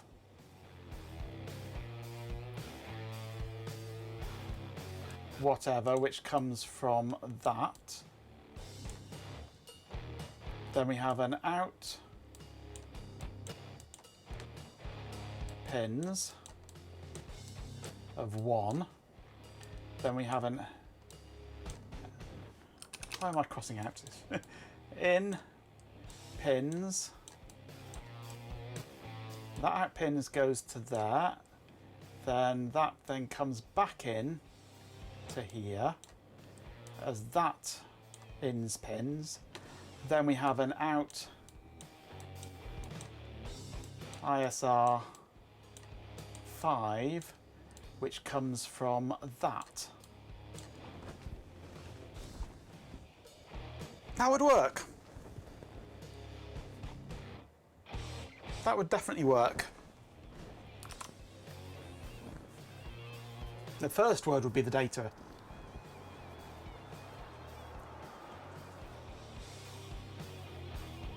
It's data first because that has to be there for it to do the outing. Then out and out. So it's data gets stored. Out instructions send some of that out. Then it automatically does the out and the in. And then the FIFO's final out just fills the rest of the data. No. I need the data before the instructions because the data has to be there for the instructions to operate on.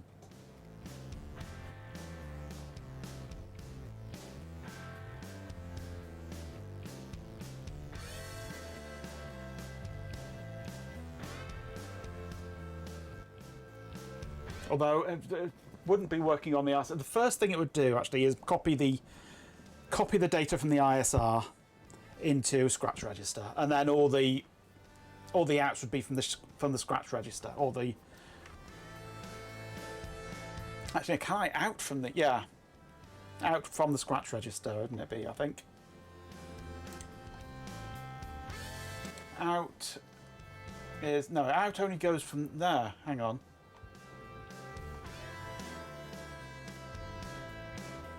So I'd need to copy it to the Scratch because I'd be using the ISR. So I'd be using the OSR as the instructions, wouldn't I?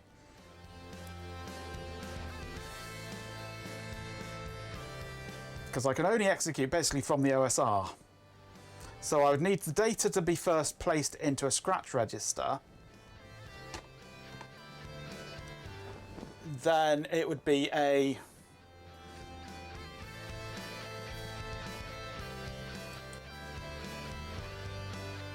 in from the Scratch register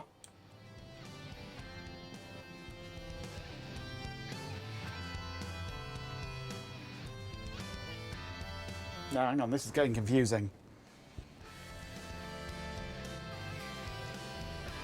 So I send the data arrives, I store it in Scratch register. I send an instruction which moves 2 bits, say, from that Scratch register to the ISR. So shift bit count bits from source into the ISR. So that would shift from the Scratch register to the ISR.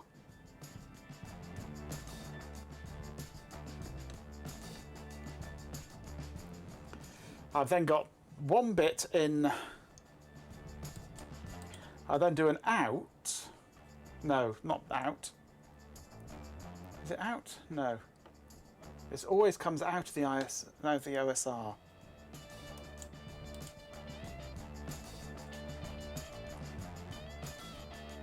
MOV?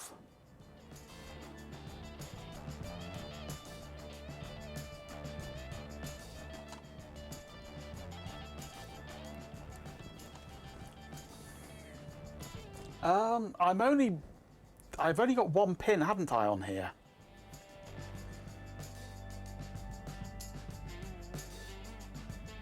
because all the rest of the logic will be controlled in software in the main CPU, all the head switching and everything. This is just purely streaming out through the read and write pins. So I would have to mov to pins.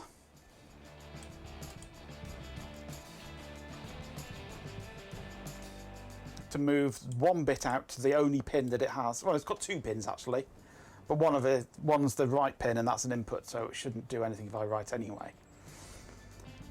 So I would mov to the pins, and then I would in from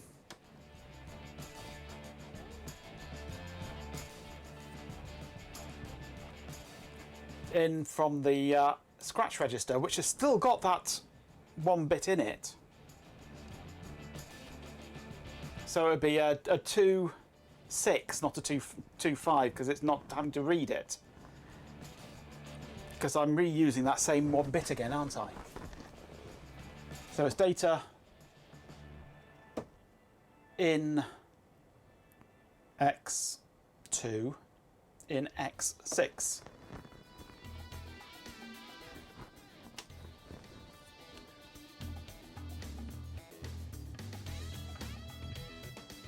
And then for writing, it gets slightly more tricky. So I need to discard a bit, but that's okay because I can... No, can I?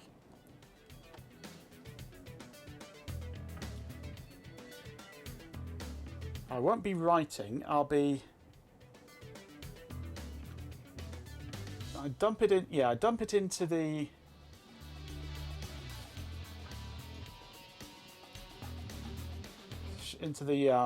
scratch register, then I do an in2 from the X, then I need to do an in1 from the pins,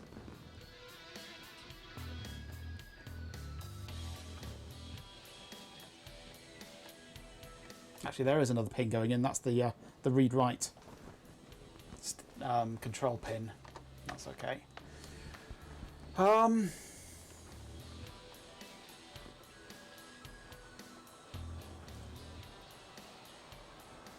How can I get rid of the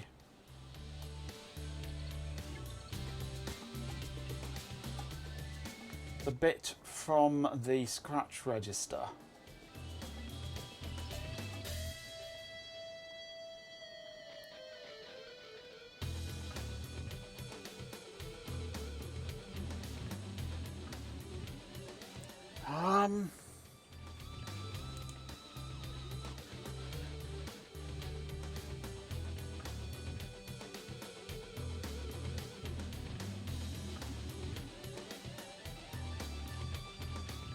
They do if you're going to the ISR, I believe, because it says shift bit counts from source into the ISR.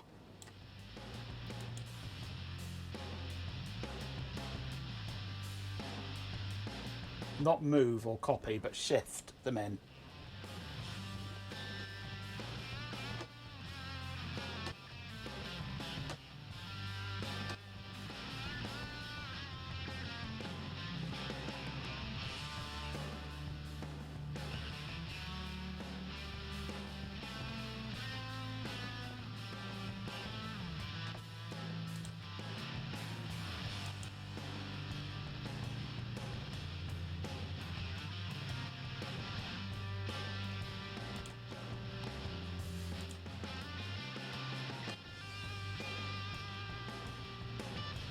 And this is just purely for reading of raw data, which is different to what I'm doing. Very different to what I'm doing.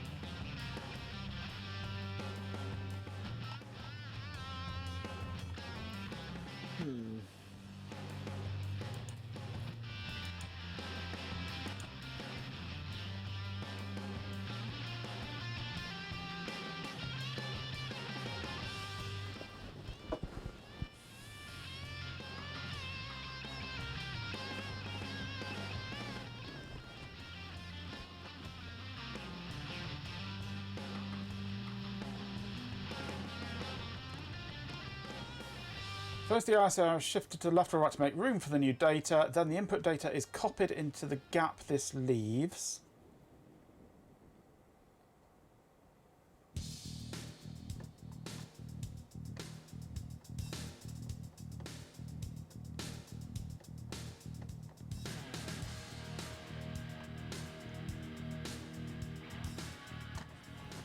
Um...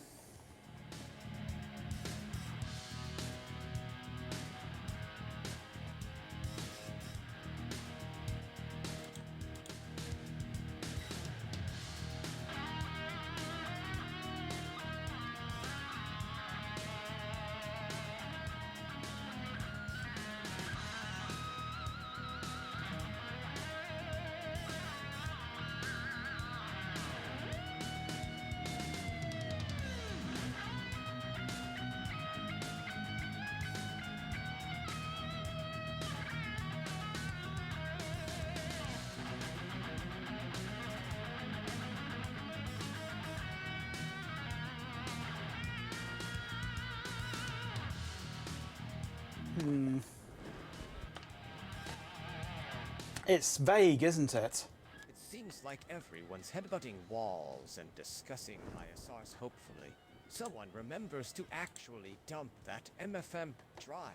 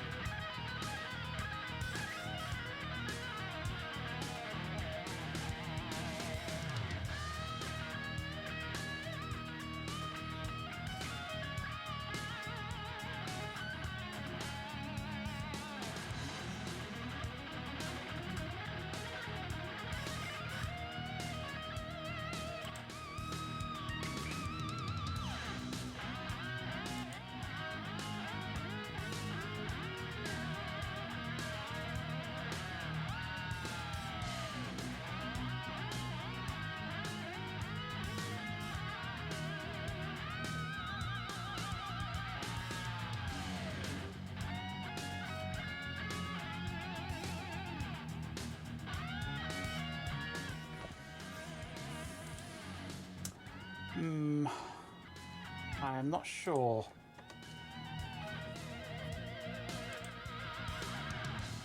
It is very vague as to saying how it does it.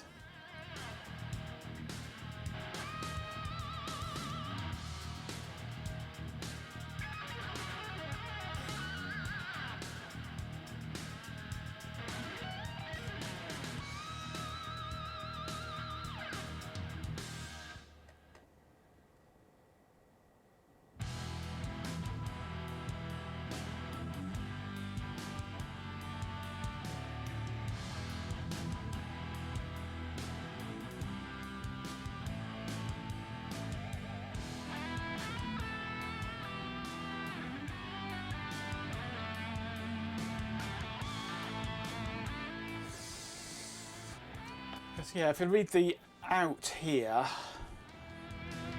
the output shift counter is, no, where is it? A 32-bit value is written to destination. Lower bit count bits come from the OSR, and the remainder is 0. So that's not shifting it in. It's just copying it and then shifting the data.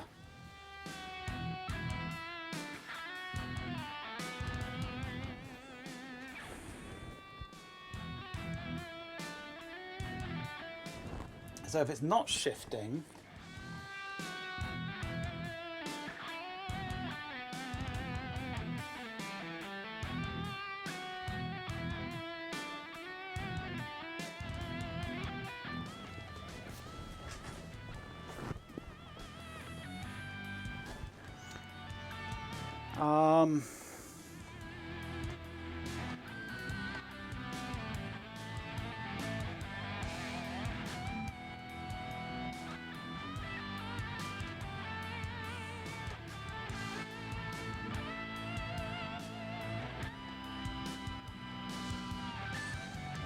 unless I do it differently.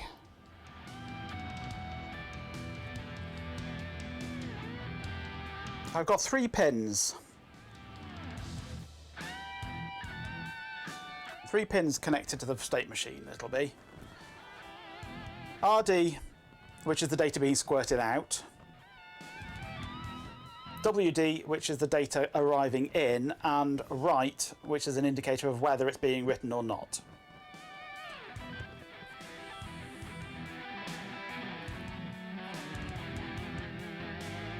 What I could do is separate out those pins from the state machine. So the state machine is just constantly running, doing the same thing, regardless of whether it's being read or written or anything like that. And I send it a byte. That byte gets output through read, regardless. Oh, hang on. No. I was thinking, right, if I just copy the byte across to the input shift register, whilst outputting that 1 bit.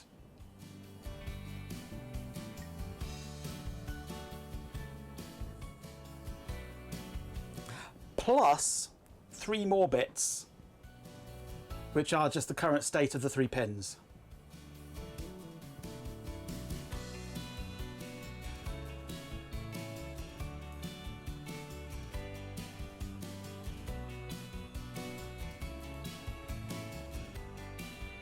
But I still need to get at that 1 bit out of the data. You're welcome for the tech news. Although if I'm... oh, hang on. Do I need to, though? I'm being too complicated here. I'm being far too complicated. I don't need to do any of this. My original thought was that the head control pins would go into the state machine to choose which head is being squirted out.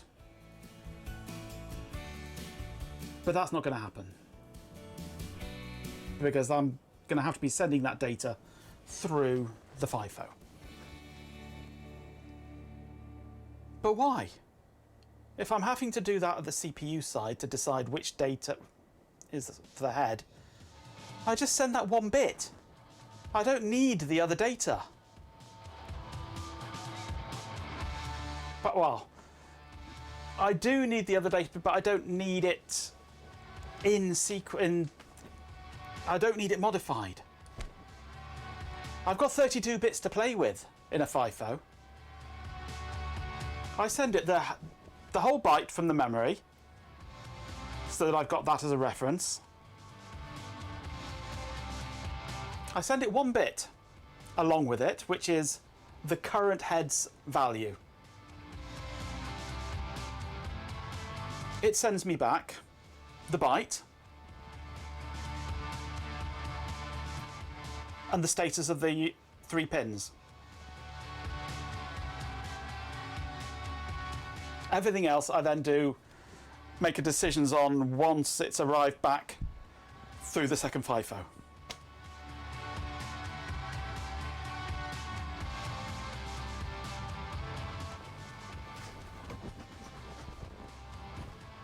So I send it 9 bits. No, actually, no. I should send it more than that. I should encapsulate as much data as I can, really. So I send the state machine 8 bits, which is the current value from memory. I send it 1 bit, which is the current value of the head in question. I send it 3 bits, because we're only dealing with up to 8 heads. 3 bits for the currently selected head.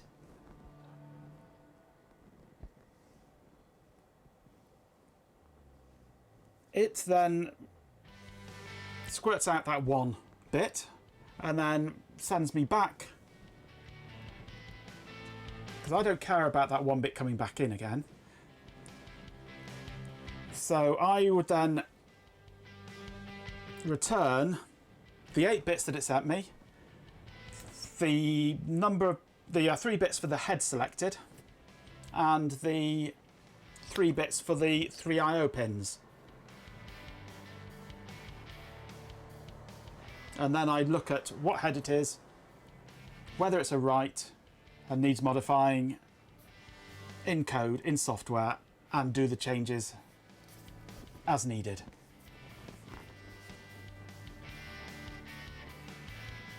That would be so much simpler.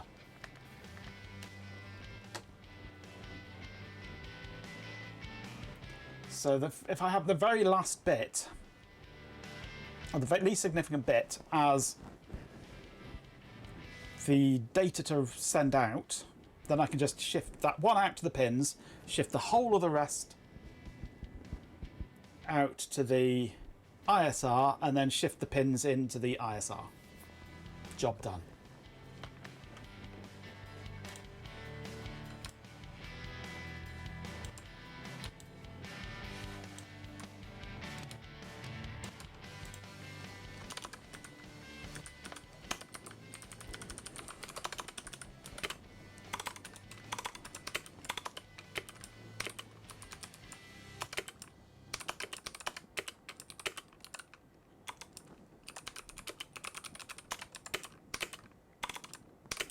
So we have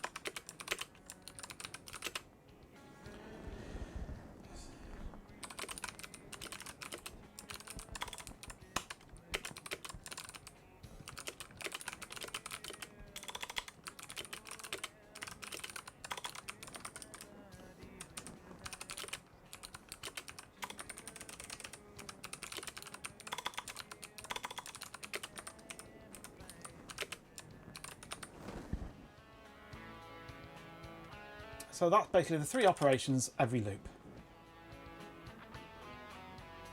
No such thing as too much dinner, Ben. Just not enough time spent eating.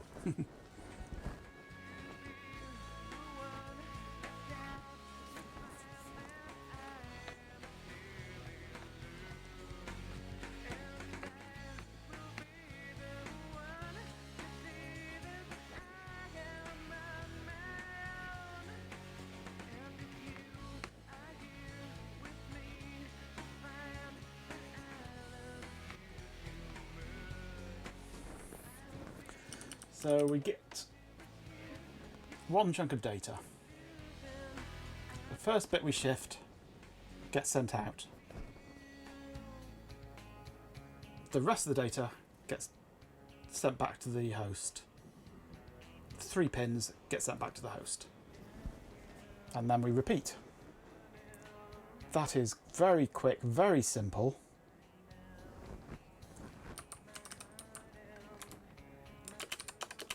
So that would be a pull block,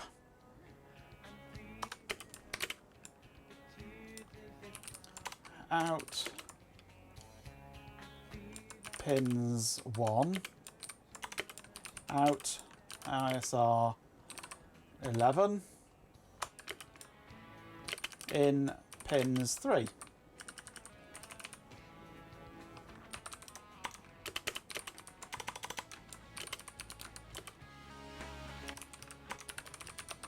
Push no block. 5 instructions, not including the loop.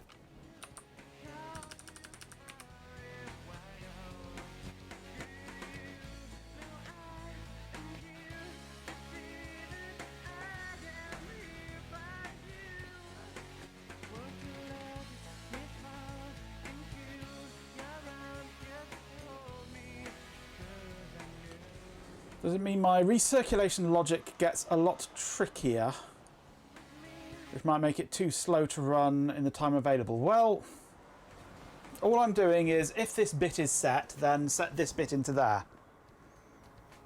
So it's testing a bit. It's doing a shift of a bit,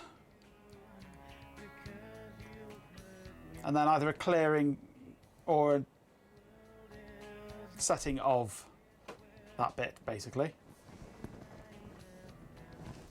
So it's test a bit, i.e. was it a right operation? If no, nothing to do.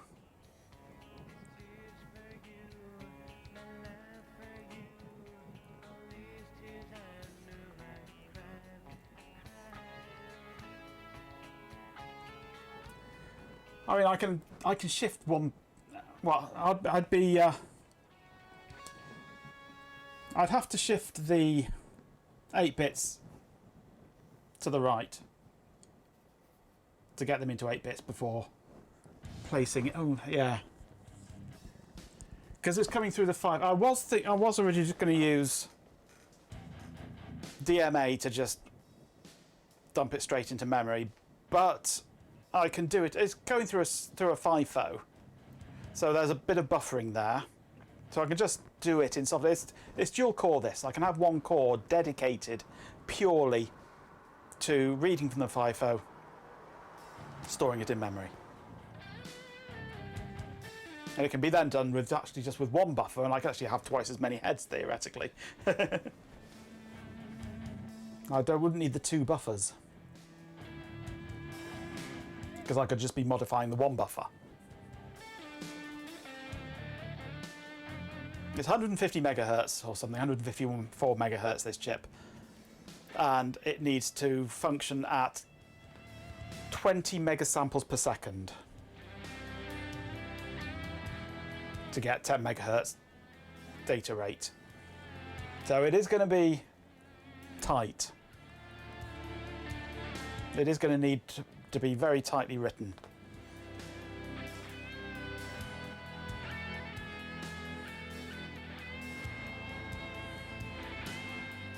I've gone Zaphod. Yeah.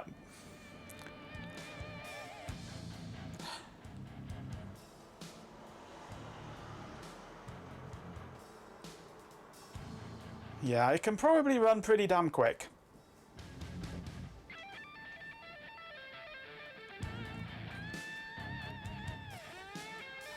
So I read from the FIFO, I test the right bit.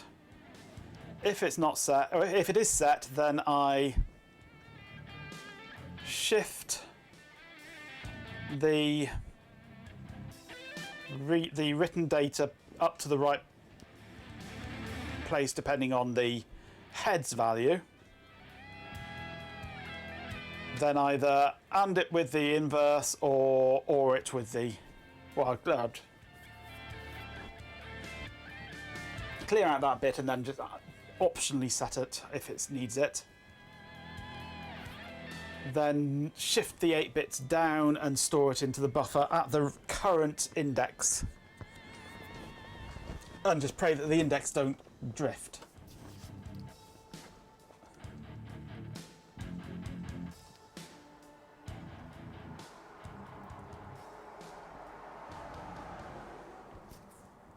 $512 megahertz. Oops, no.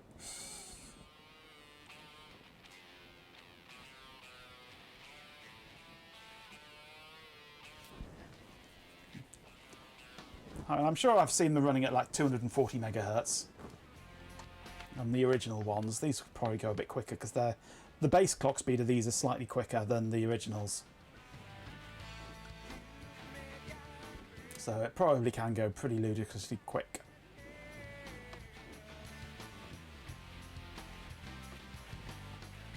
$800 with cooling. I'm not going to add cooling. Well, I guess we could if we needed to.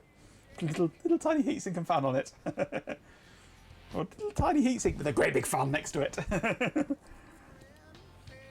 I've got some little heatsinks around somewhere.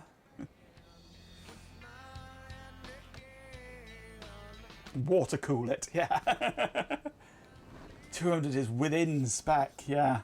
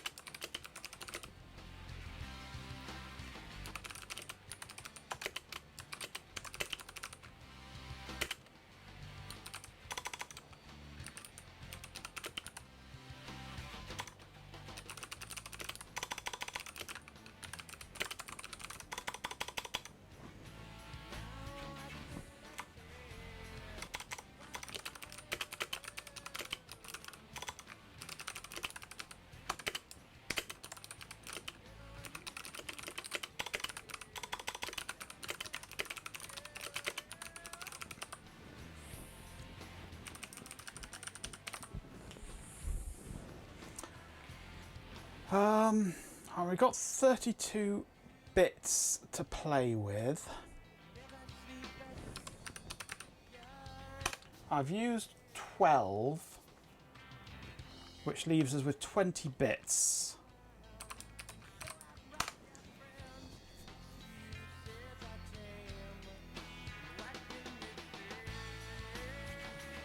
That's twice as many bits as there are bytes in memory.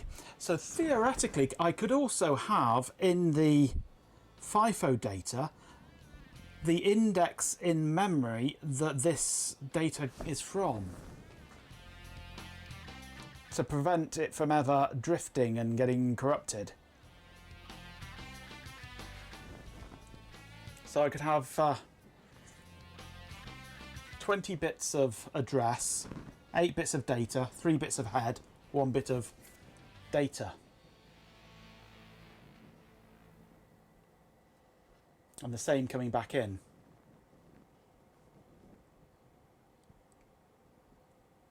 Or no, would we have 8? You'd have 20 bits of... Oh, is there going to be room actually coming back in? Because we've got 14 bits, haven't we?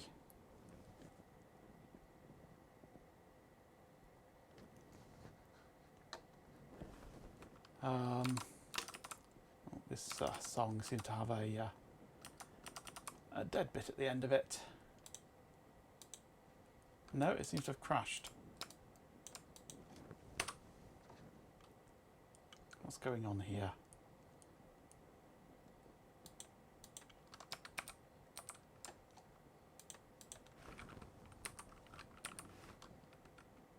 My overlays died. That's naughty of them.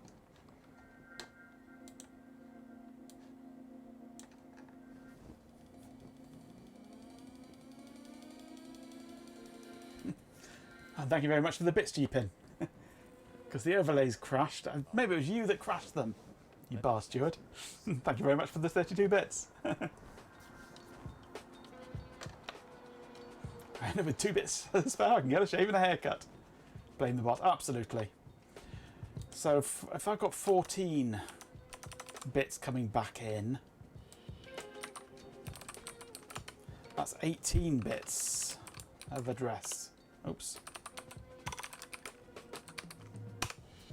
Which is not enough.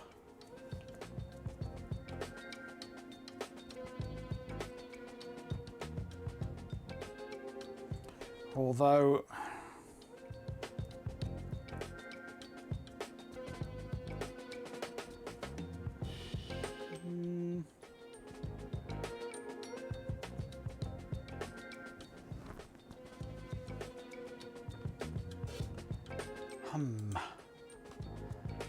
it would be nice to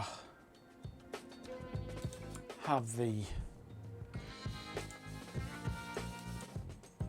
Why does that keep shrinking? It would be nice to have the address encoded into the data there. But if we've got the 8 bits of data plus the 3 bits of head plus the 3 bits of pins,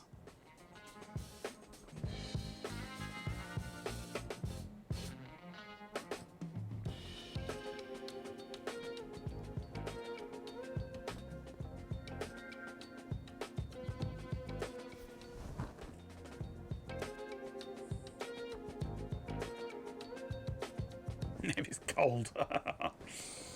Not in this weather, it's not. Are now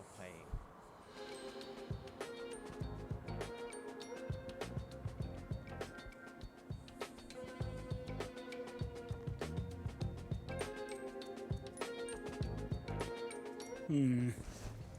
Can't really squeeze it in if I want to have the full 9 bits. Not my own, 19 bits of data that I'd need. 19 bits of address.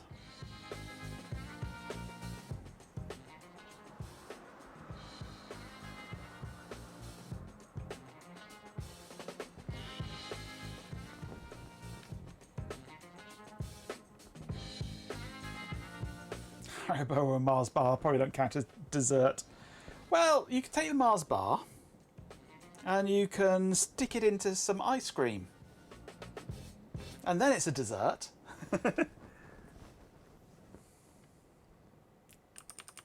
Thanks for enduring the tech nukes.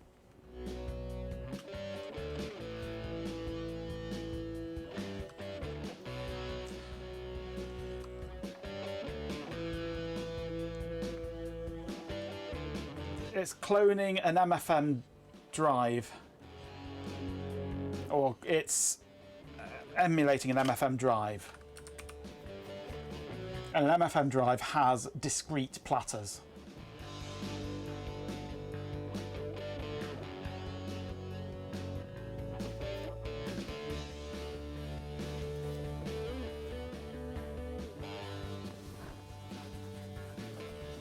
You mean you don't have ice cream?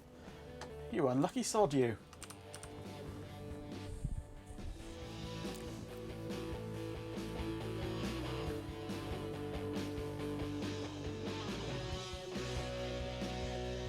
Yeah, close some tabs.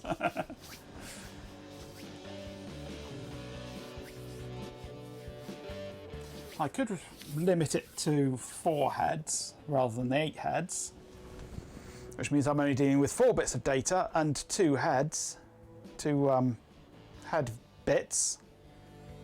But where's the fun in that?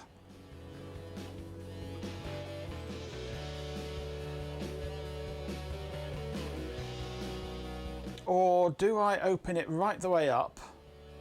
Just don't worry about the address. Just hope that the counters internally don't lose sync, which they shouldn't do, really.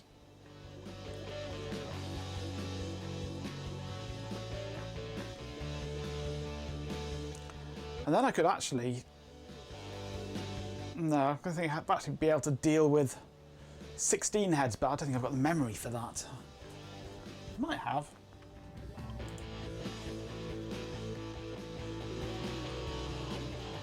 Do I have room for 1 sync bit? I've got room for 18 bits. Which might be enough. Not because I was working on having 2 buffers in the 512K. So I could have one. I should be able to have 1 buffer in the 512K that's only half the size of it. I'm not expecting to get out of sync at all.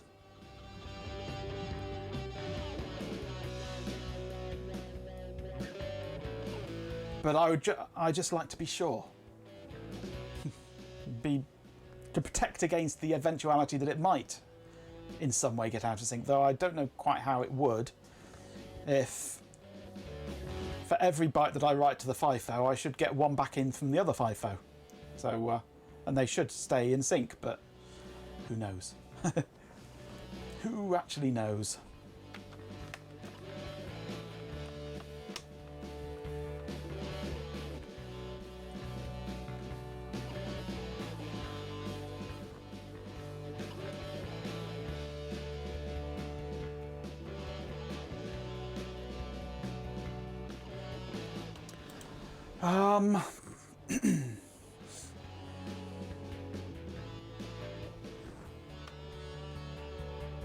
The problem is I've got 3 bits of data coming back in from the pins.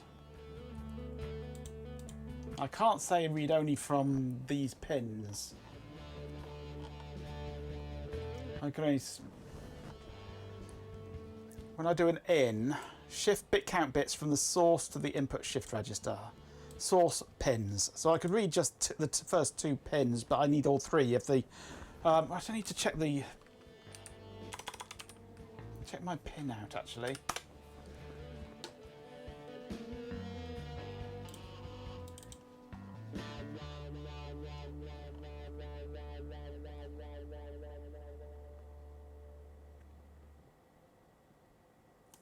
I might need to adjust this, actually, because that right gate would need to be here. Actually, wouldn't it? HCL Norton P right gate. If I wanted to have pins 0, 1 and 2, sequential pins. That's one thing I didn't think about. These are in the wrong place. I'm going to have to do some bodging, aren't I?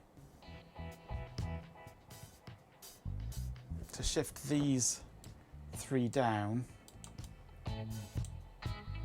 And then move this one up.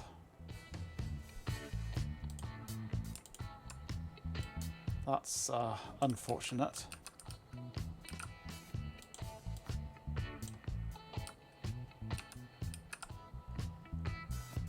Because that should be that way around.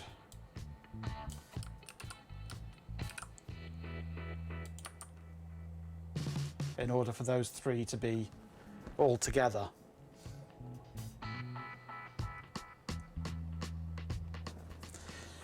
That was an oversight on my part because I hadn't thought the programming through quite by then.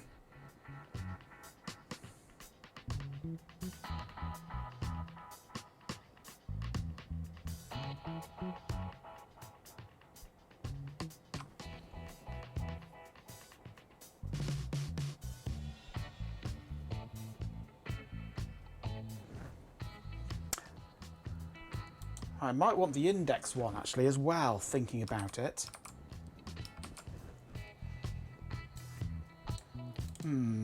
That's a point. I might want to have the index associated with a specific byte.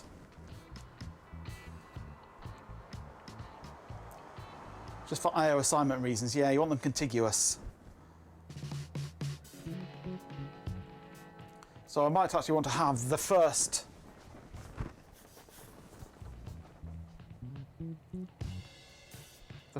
byte of the buffer with an extra bit set to say this is the index pulse,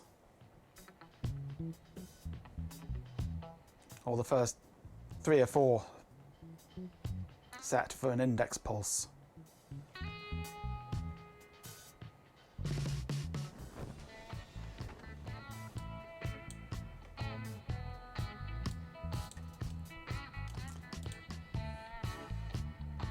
In which case, P index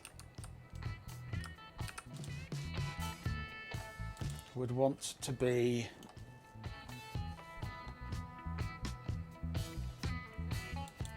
ideally the next, or what, one of these pins here.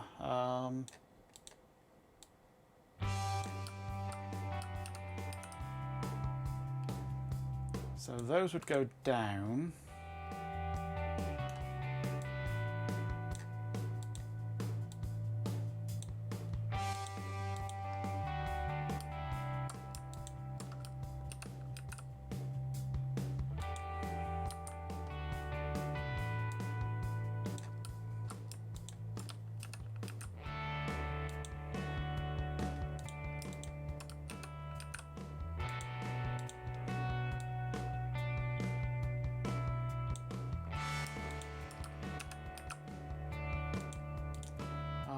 write data go down to here, and actually I could have that one as pin 2. That would be a more logical layout.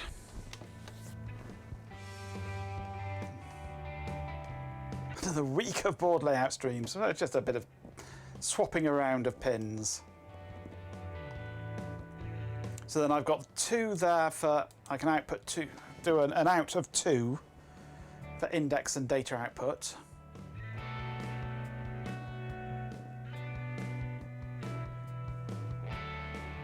And an input of 4 for the current state.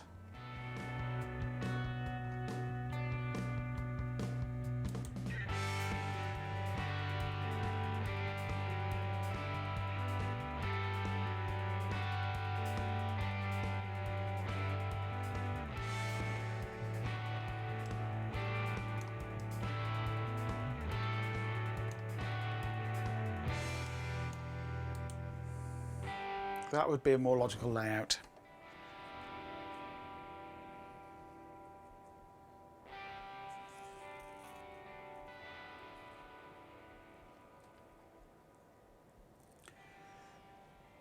Well, the problem is you can't tell it where to input from, only how many to input.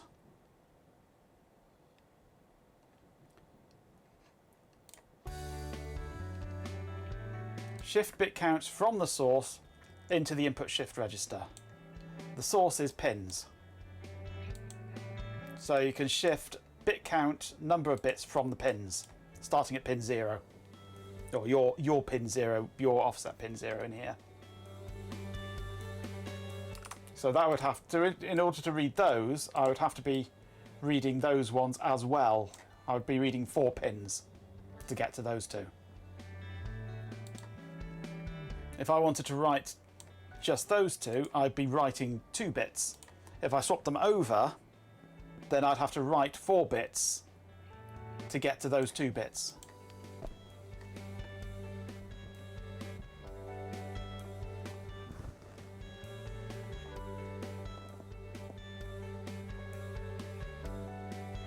You can move the naught index for input and output into... Oh, maybe you can actually, in which case it is only 2 bits that I would be reading in there. So I'll be writing out 2, reading in 2. I'd have 3 for the head, that's 5. Plus the 8 for that. That's 13.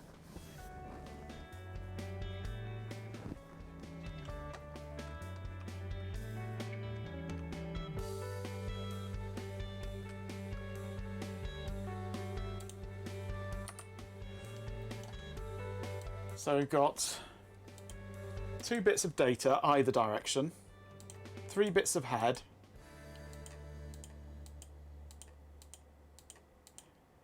8 bits of data,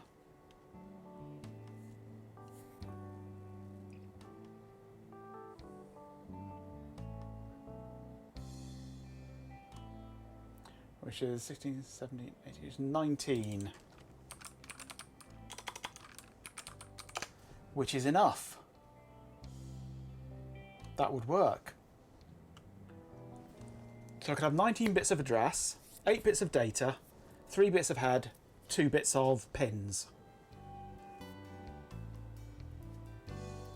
3 bits of head. Time yourself out, yes.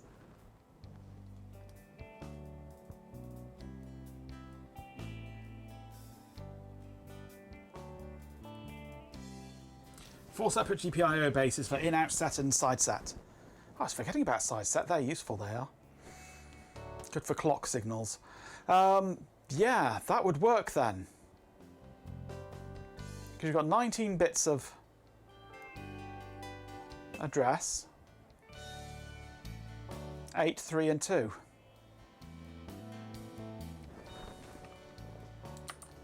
(19, 8, 3, 2). 32 bits. Perfect.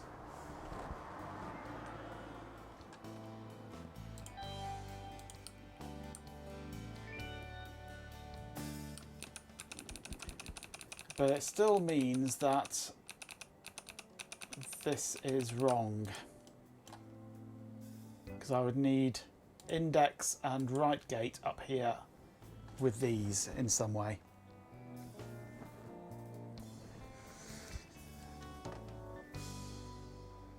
But they don't have to be all up here. So if index is down here, right fault, I probably don't need right fault. I can just disconnect right fault and bodge to it the right data and then move the right gate up to there. So if I move right gate up to there, no, if I move right gate is there.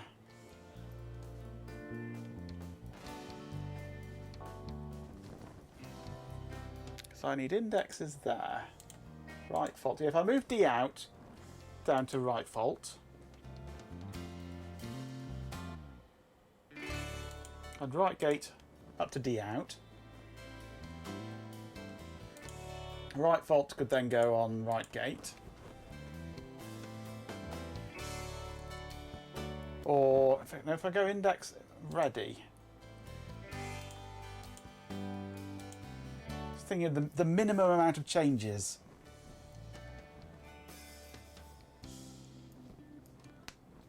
I'm glad as well, Ben. It's been a long time since I did any PIO stuff.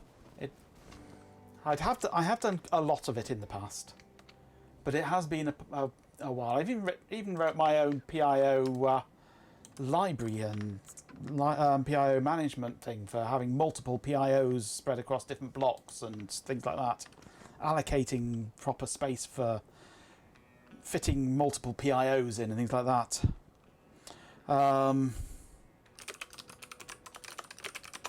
Is it in here? Yeah. No, it's not.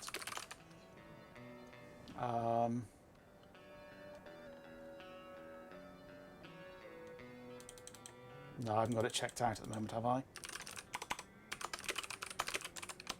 Oh, yes, I have.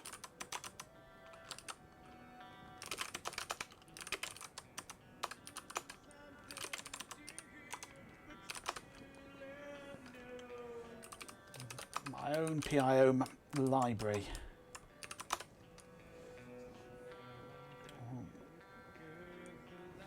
Which lets you load into a specific PIO, a PIO program, and allocates it to the right offset and tells you where it's offset to and things like that. And allocates memory for it and what have you in the PIO's program things, which is useful if you're having multiple PIOs running at once.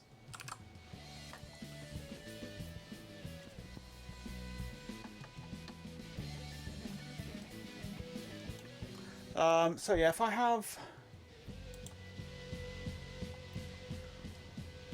so that the lower bit is the like statusy kind of pin and the higher bit is the actual data, then I would want to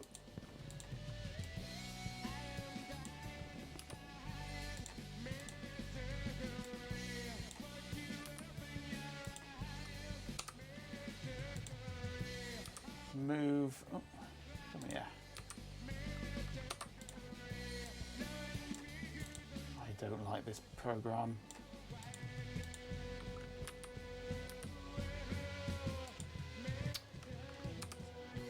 There we go. So I disconnect D out.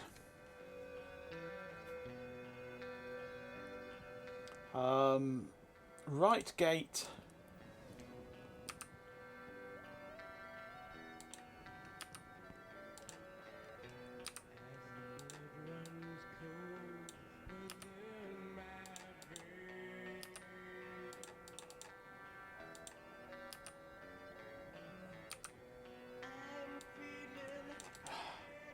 Just move that bit of the wire down.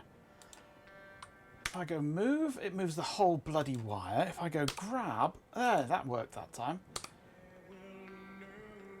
So move the right gate up to there.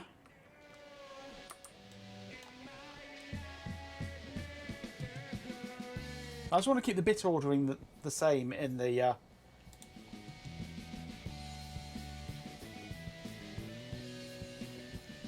in the data going backwards and forwards, if I can. So then ready.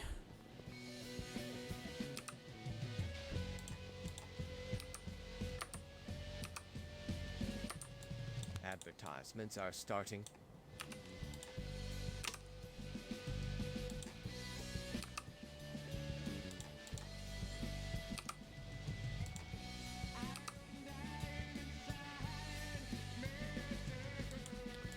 So D out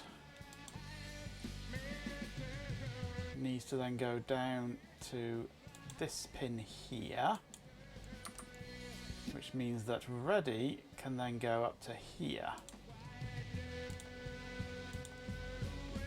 like that. So pin 1, or GPIO 0 is the right gate, GPIO 1 is the right data. GPIO 12 is the index, GPIO 13 is the data out. Yeah.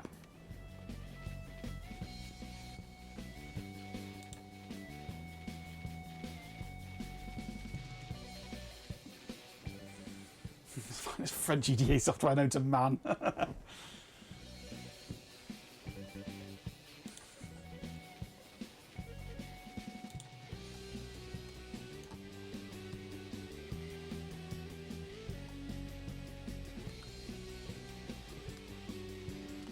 So I'd be cutting pin 1, Gentle ding. Hey folks, quick word. pin 7, Is brought to you pin by 13. It's a fantastic, free, and open-source EDA suite perfect for anyone designing PCBs, from hobbyists to professionals. It's French, it's powerful, and it's what I use. Check it out at KitKat.org. Thanks for enduring the tech news. The bot uses KiCad. That explains a lot. That explains an awful lot.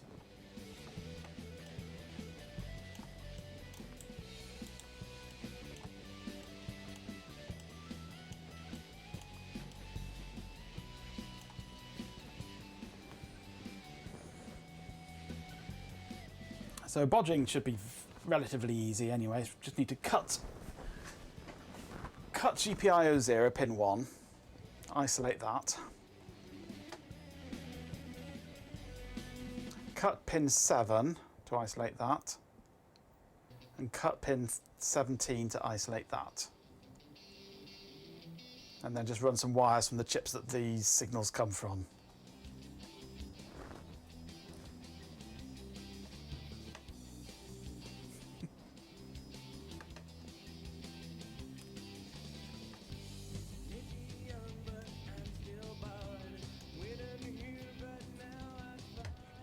So I can bodge the current board so I don't have to order a new one.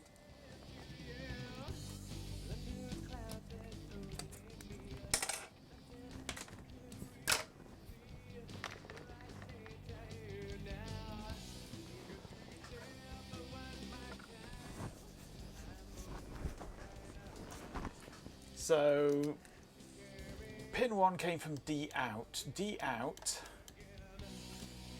comes directly from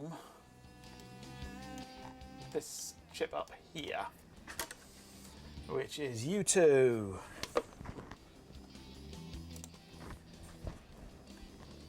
U2 is the top one here. That's pin 4, apparently.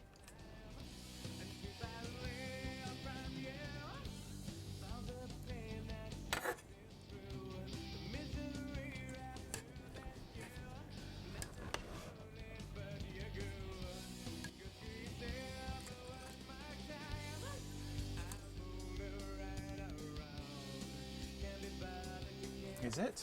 Did I do that right?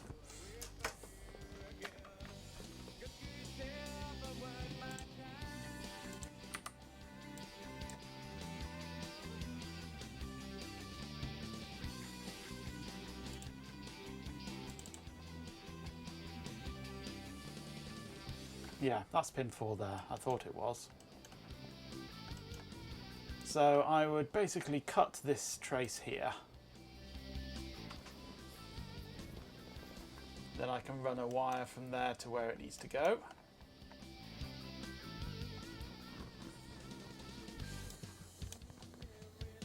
Oh, you didn't see that, did you? D out, that pin there. I could cut the trace just there.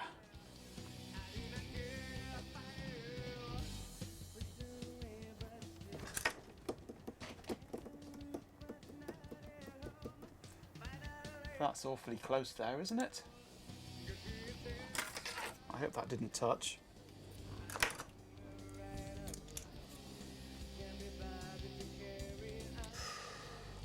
There's a chance it might have done, you know.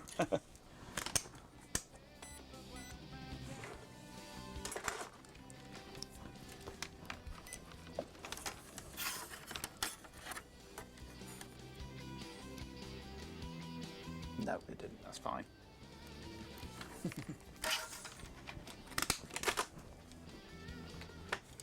That would need to be...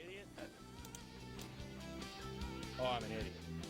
That was a bit too close there. Didn't matter, thankfully, but... But I'm going to cut that wire, that trace just there anyway. For that I need my tweezers.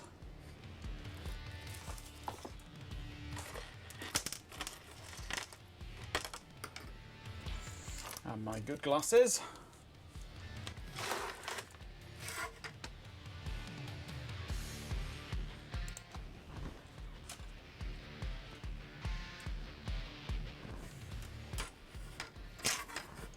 And that's that trace just there.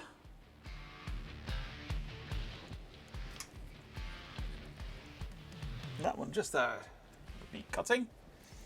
I need my other tweezers, I think, if I can find them.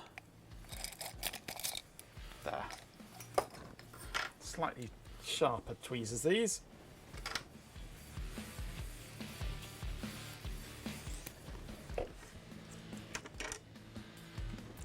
So we're going to cut that trace just here.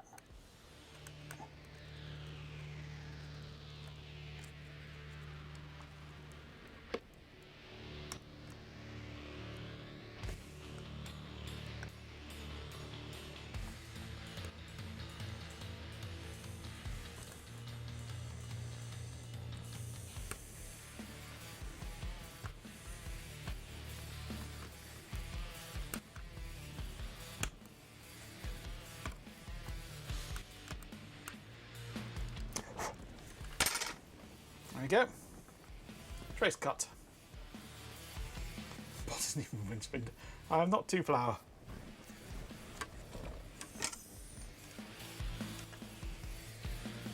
It seems Ben's freezer will always be an infection to reach a fever pitch, hopefully. No one needs a Dremel to solve these issues. Dremel time cut all the things, no.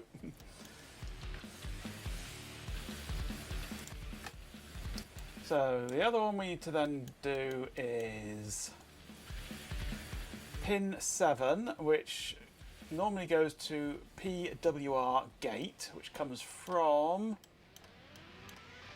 here after the pull-ups.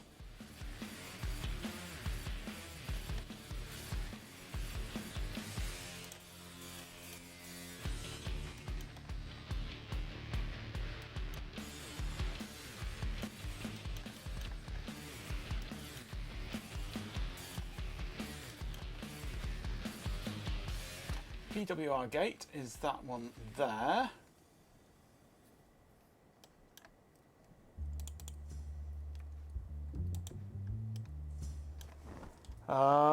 Getting that after the pull-up. Yeah, that's good, after the pull-up. PWR gate needs to keep the pull-up, so I need this.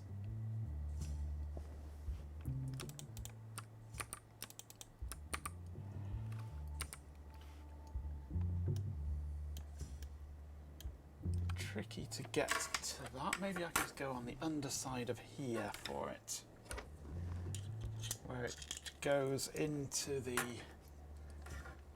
header.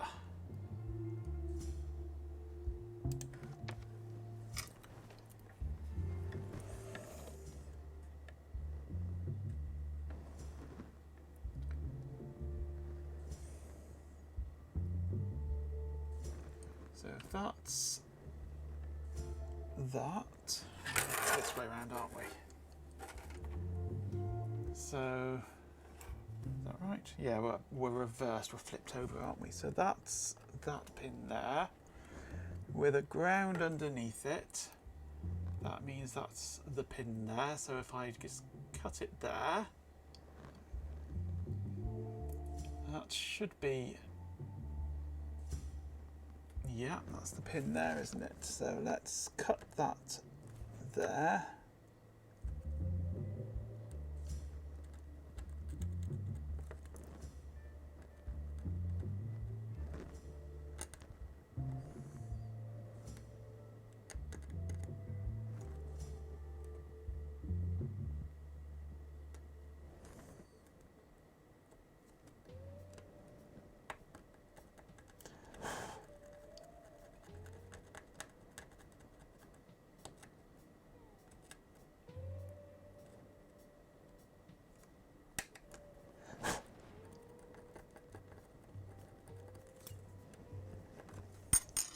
I think that did it.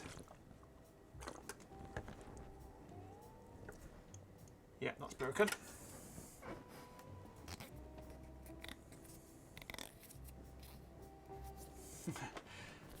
Do a good impression of having 4 eyes, yes.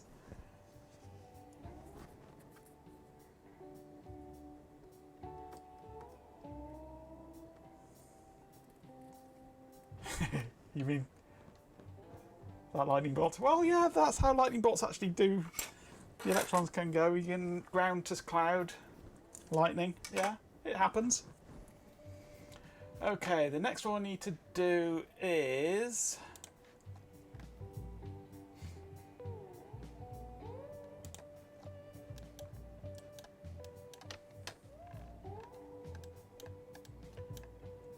pin 17 GPIO 13, which was P ready.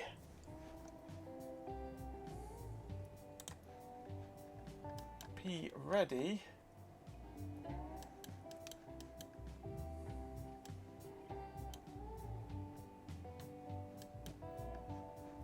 Oh, I didn't look at where it came from. P ready, that's right, that's pin 17 of this chip. There's P ready.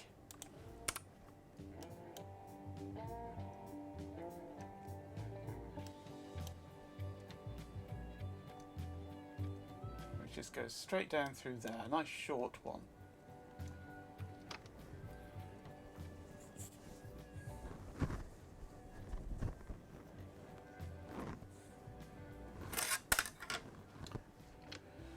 And is on the top side. Okay, that's going to be tricky then, isn't it? With the socket. It is just visible. It's that one there. That's cuttable.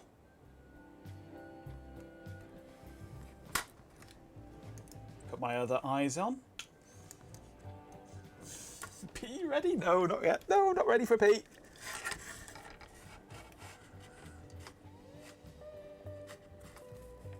Can't see it at all from that angle, can you?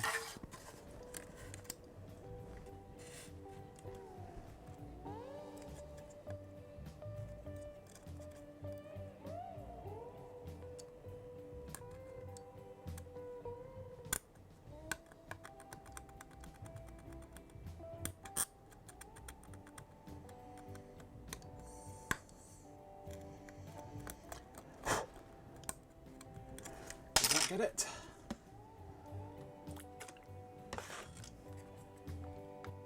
Not sure actually.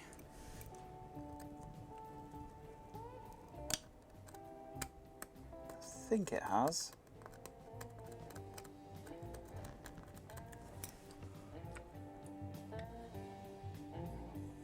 Looks likely.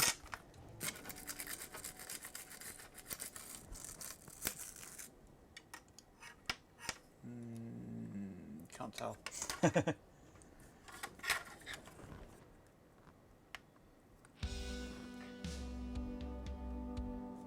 think it's gone. Yeah, it must have gone.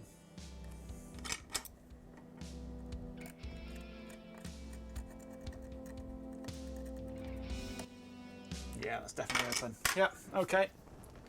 Those wires are cut.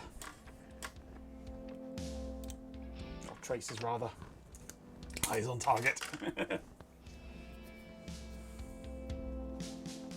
Me, doctor? No, you patient, she nurse, me, doctor.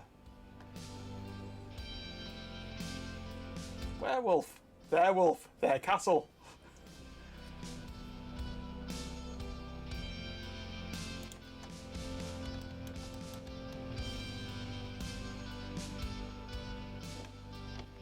There's a cat now sped up. Haven't got the red wire.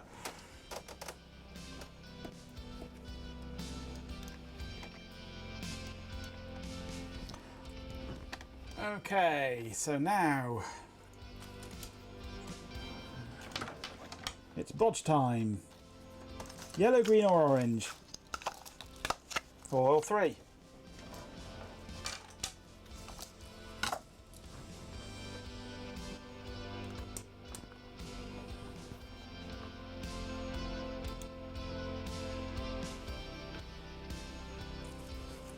Yellow, green or orange bodge wires. All 3. Well,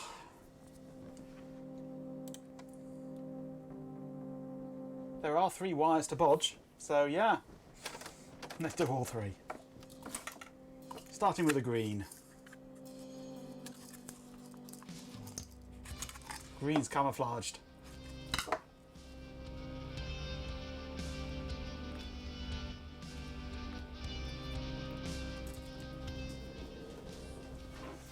I do apologise. I'm an idiot.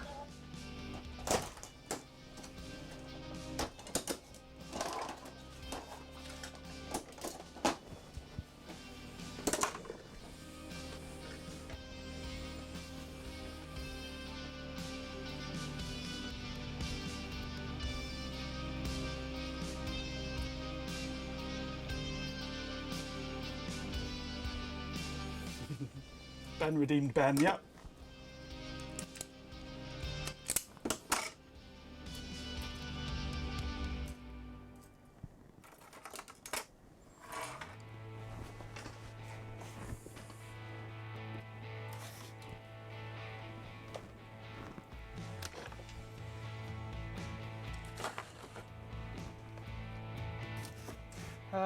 What have I done with my solder?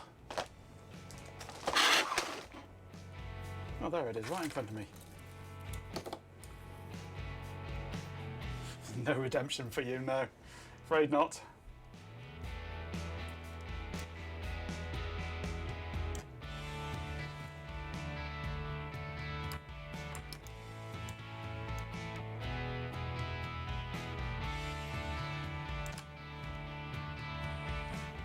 Hiding in plain sight, indeed.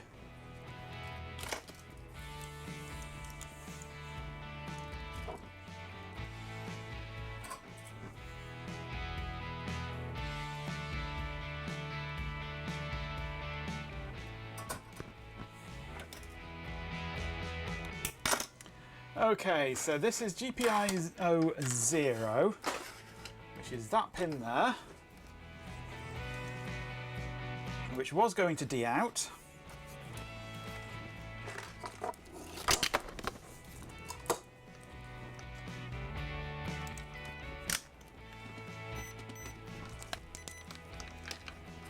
Make sure that it no longer is going to D out.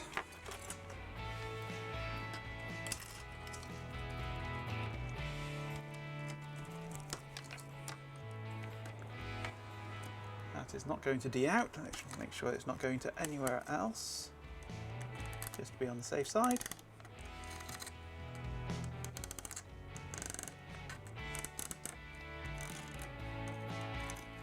is isolated, and that pin's got bent.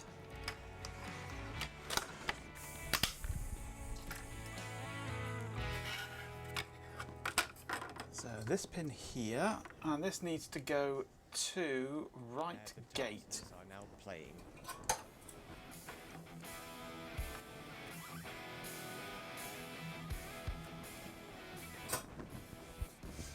Right gate is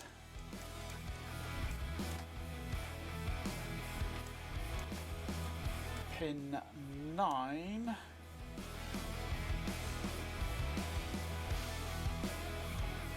of the 244.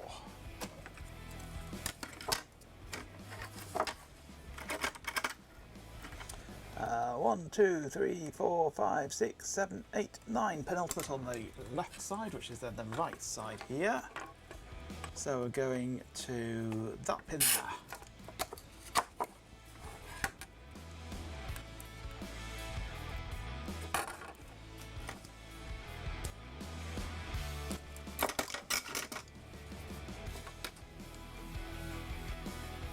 Thanks for enduring those headlines.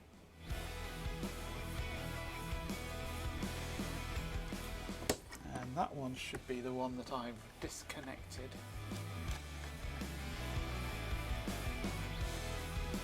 Did I do that one? Yes, 1, 2, yeah, there are three pins that I've cut, isn't it? Yeah. I've done that one.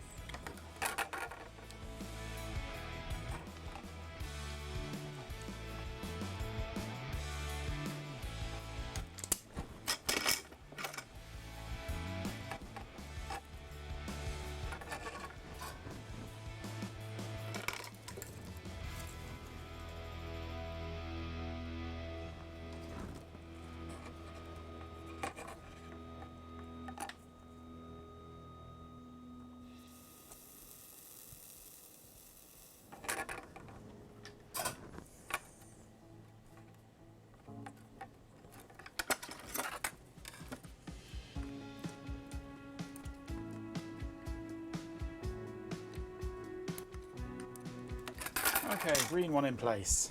Next is yellow, which is pin 7 now going to ready,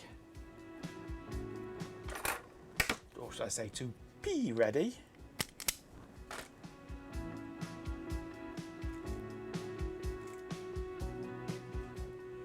Five 4 is a wonderful time signature, and Take 5 is a brilliant song. Well, tune. I have sung in some strange time signatures. 9/11, 9/13, things like that. You can thank Benjamin Britten for those. Okay, so I want pin 7. 1, 2, 3, 4, 5, 6, 7. Is that one there?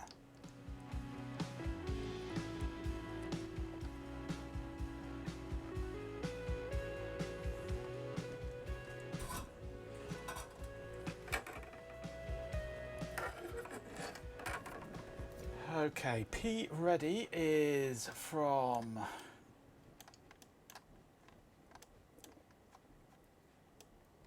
pin 17 of the 244.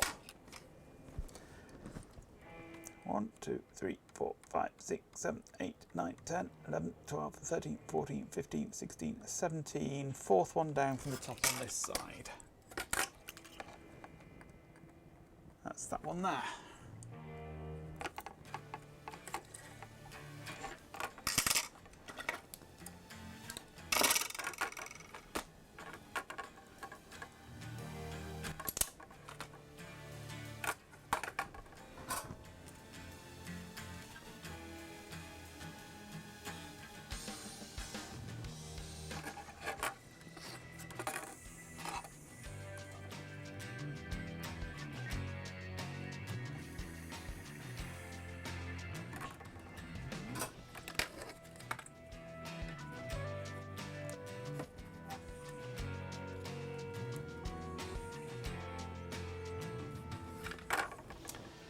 And finally, I need pin 17, which goes to D out.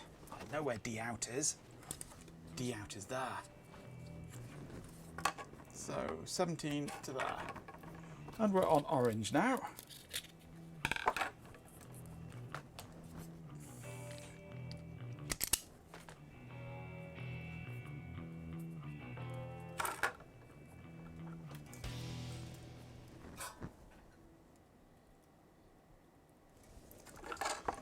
Okay. 1, 2, 3, 4, 5, 6, 7, 8, 9, 10, 11, 12, 13, 14, 15, 16, 17. Is that one there apparently?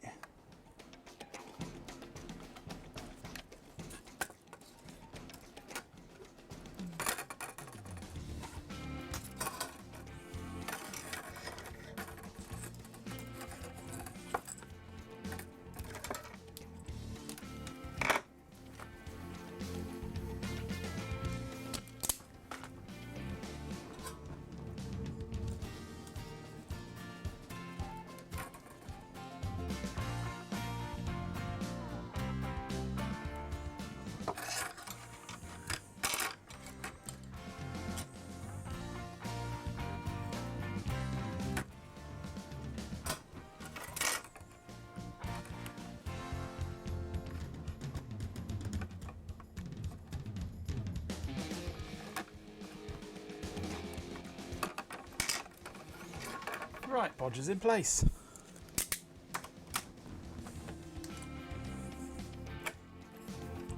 Should really have a bit of hot glue on them to hold them into the right place, but hey.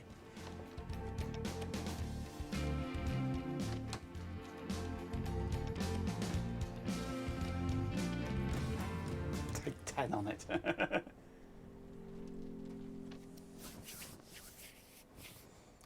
To reply to yourself, but the reply to Hickey has turned into the pin message to Hickey. Nice. It's so clever when it does that. So clever indeed. Love Twitch's interface. So twitchy. Right. Oof, it's gone 10 o'clock. Time for me to finish. We shall pick this up again tomorrow.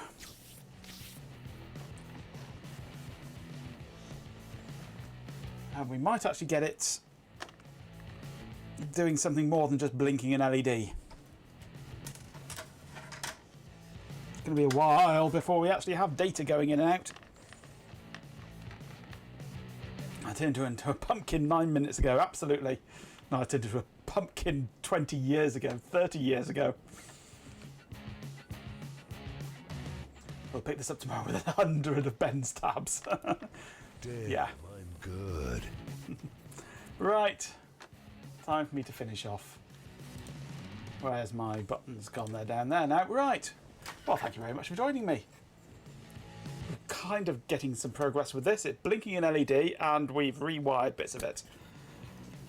I won't be ordering new boards just yet because there may be other changes we need before we go much further. So that's the whole point of doing these prototypes though, is to get bodges like this out of the way and work out where things really should be going. I think the bot's been a courgette for years.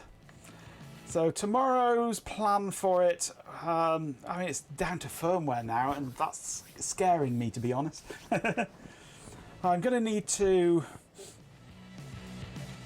work on the PIO, get the PIO programmed and working, I think, tomorrow, so that we can at least see data squirting out and squirt data back in, at least in some semblance. The rest of it is very much just glue logic, really. Internal glue logic. At some point we're going to have to bite the bullet and try and get the SD card working as well, which is going to be interesting. So I really want to use the SDIO interface, but I've never done that. So I don't know how we do that on the Pi. It can be done. Less the squirting, yes. But for now I just want to be able to squirt some data. But that's what we'll do tomorrow. So thank you again for joining me. If you enjoyed this stream, you'd like to follow the channel to be notified when I'm streaming next, which will be tomorrow at 7 PM GMT. Find us on all the Discord and stuff like that. All the links are on Linktree there.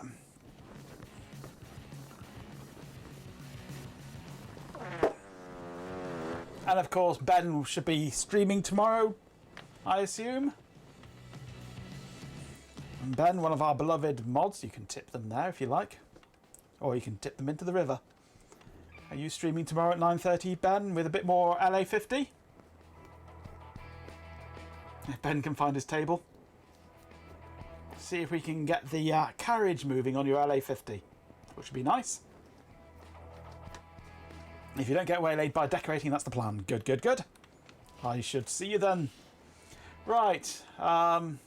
Where's my buttons gone for this? I need to go outro.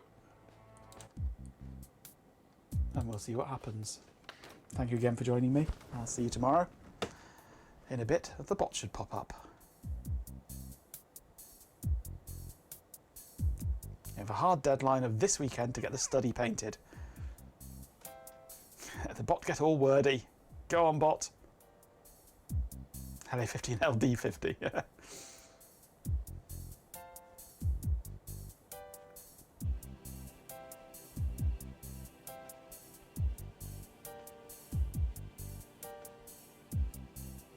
Come on, bot. Wake up. I apologize for our intrusion.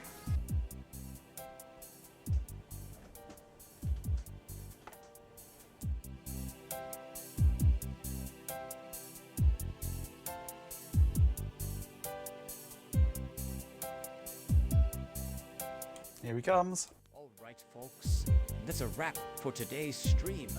Huge thanks to everyone who tuned in and made it awesome. A massive shout out to Stream Elements, Majenko Bot, Hot Rocks Girl, a swarm of den insects, Balgamit Chloe Raccoon who, let's be honest, deserves a medal for farting the most with a whopping 2 farts. Switch HV, Sleepy Developer D Dopaz, RF Programmer Jeepin247, and of course, Majenko Tech for being here. We also want to thank any new subscribers, raters, and followers who joined the party. You're all fantastic. Thanks again for the support, and we'll see you next time.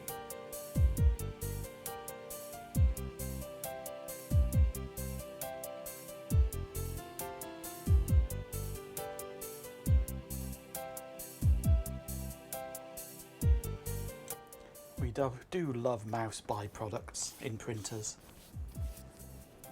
They are so tasty.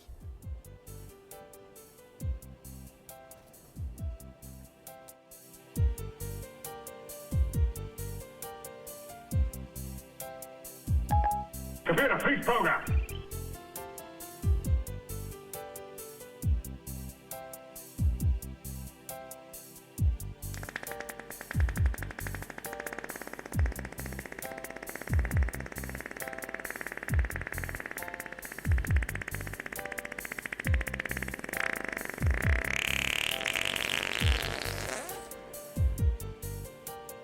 Shake it, baby. Wait, am I an idiot? Oh, I'm an idiot.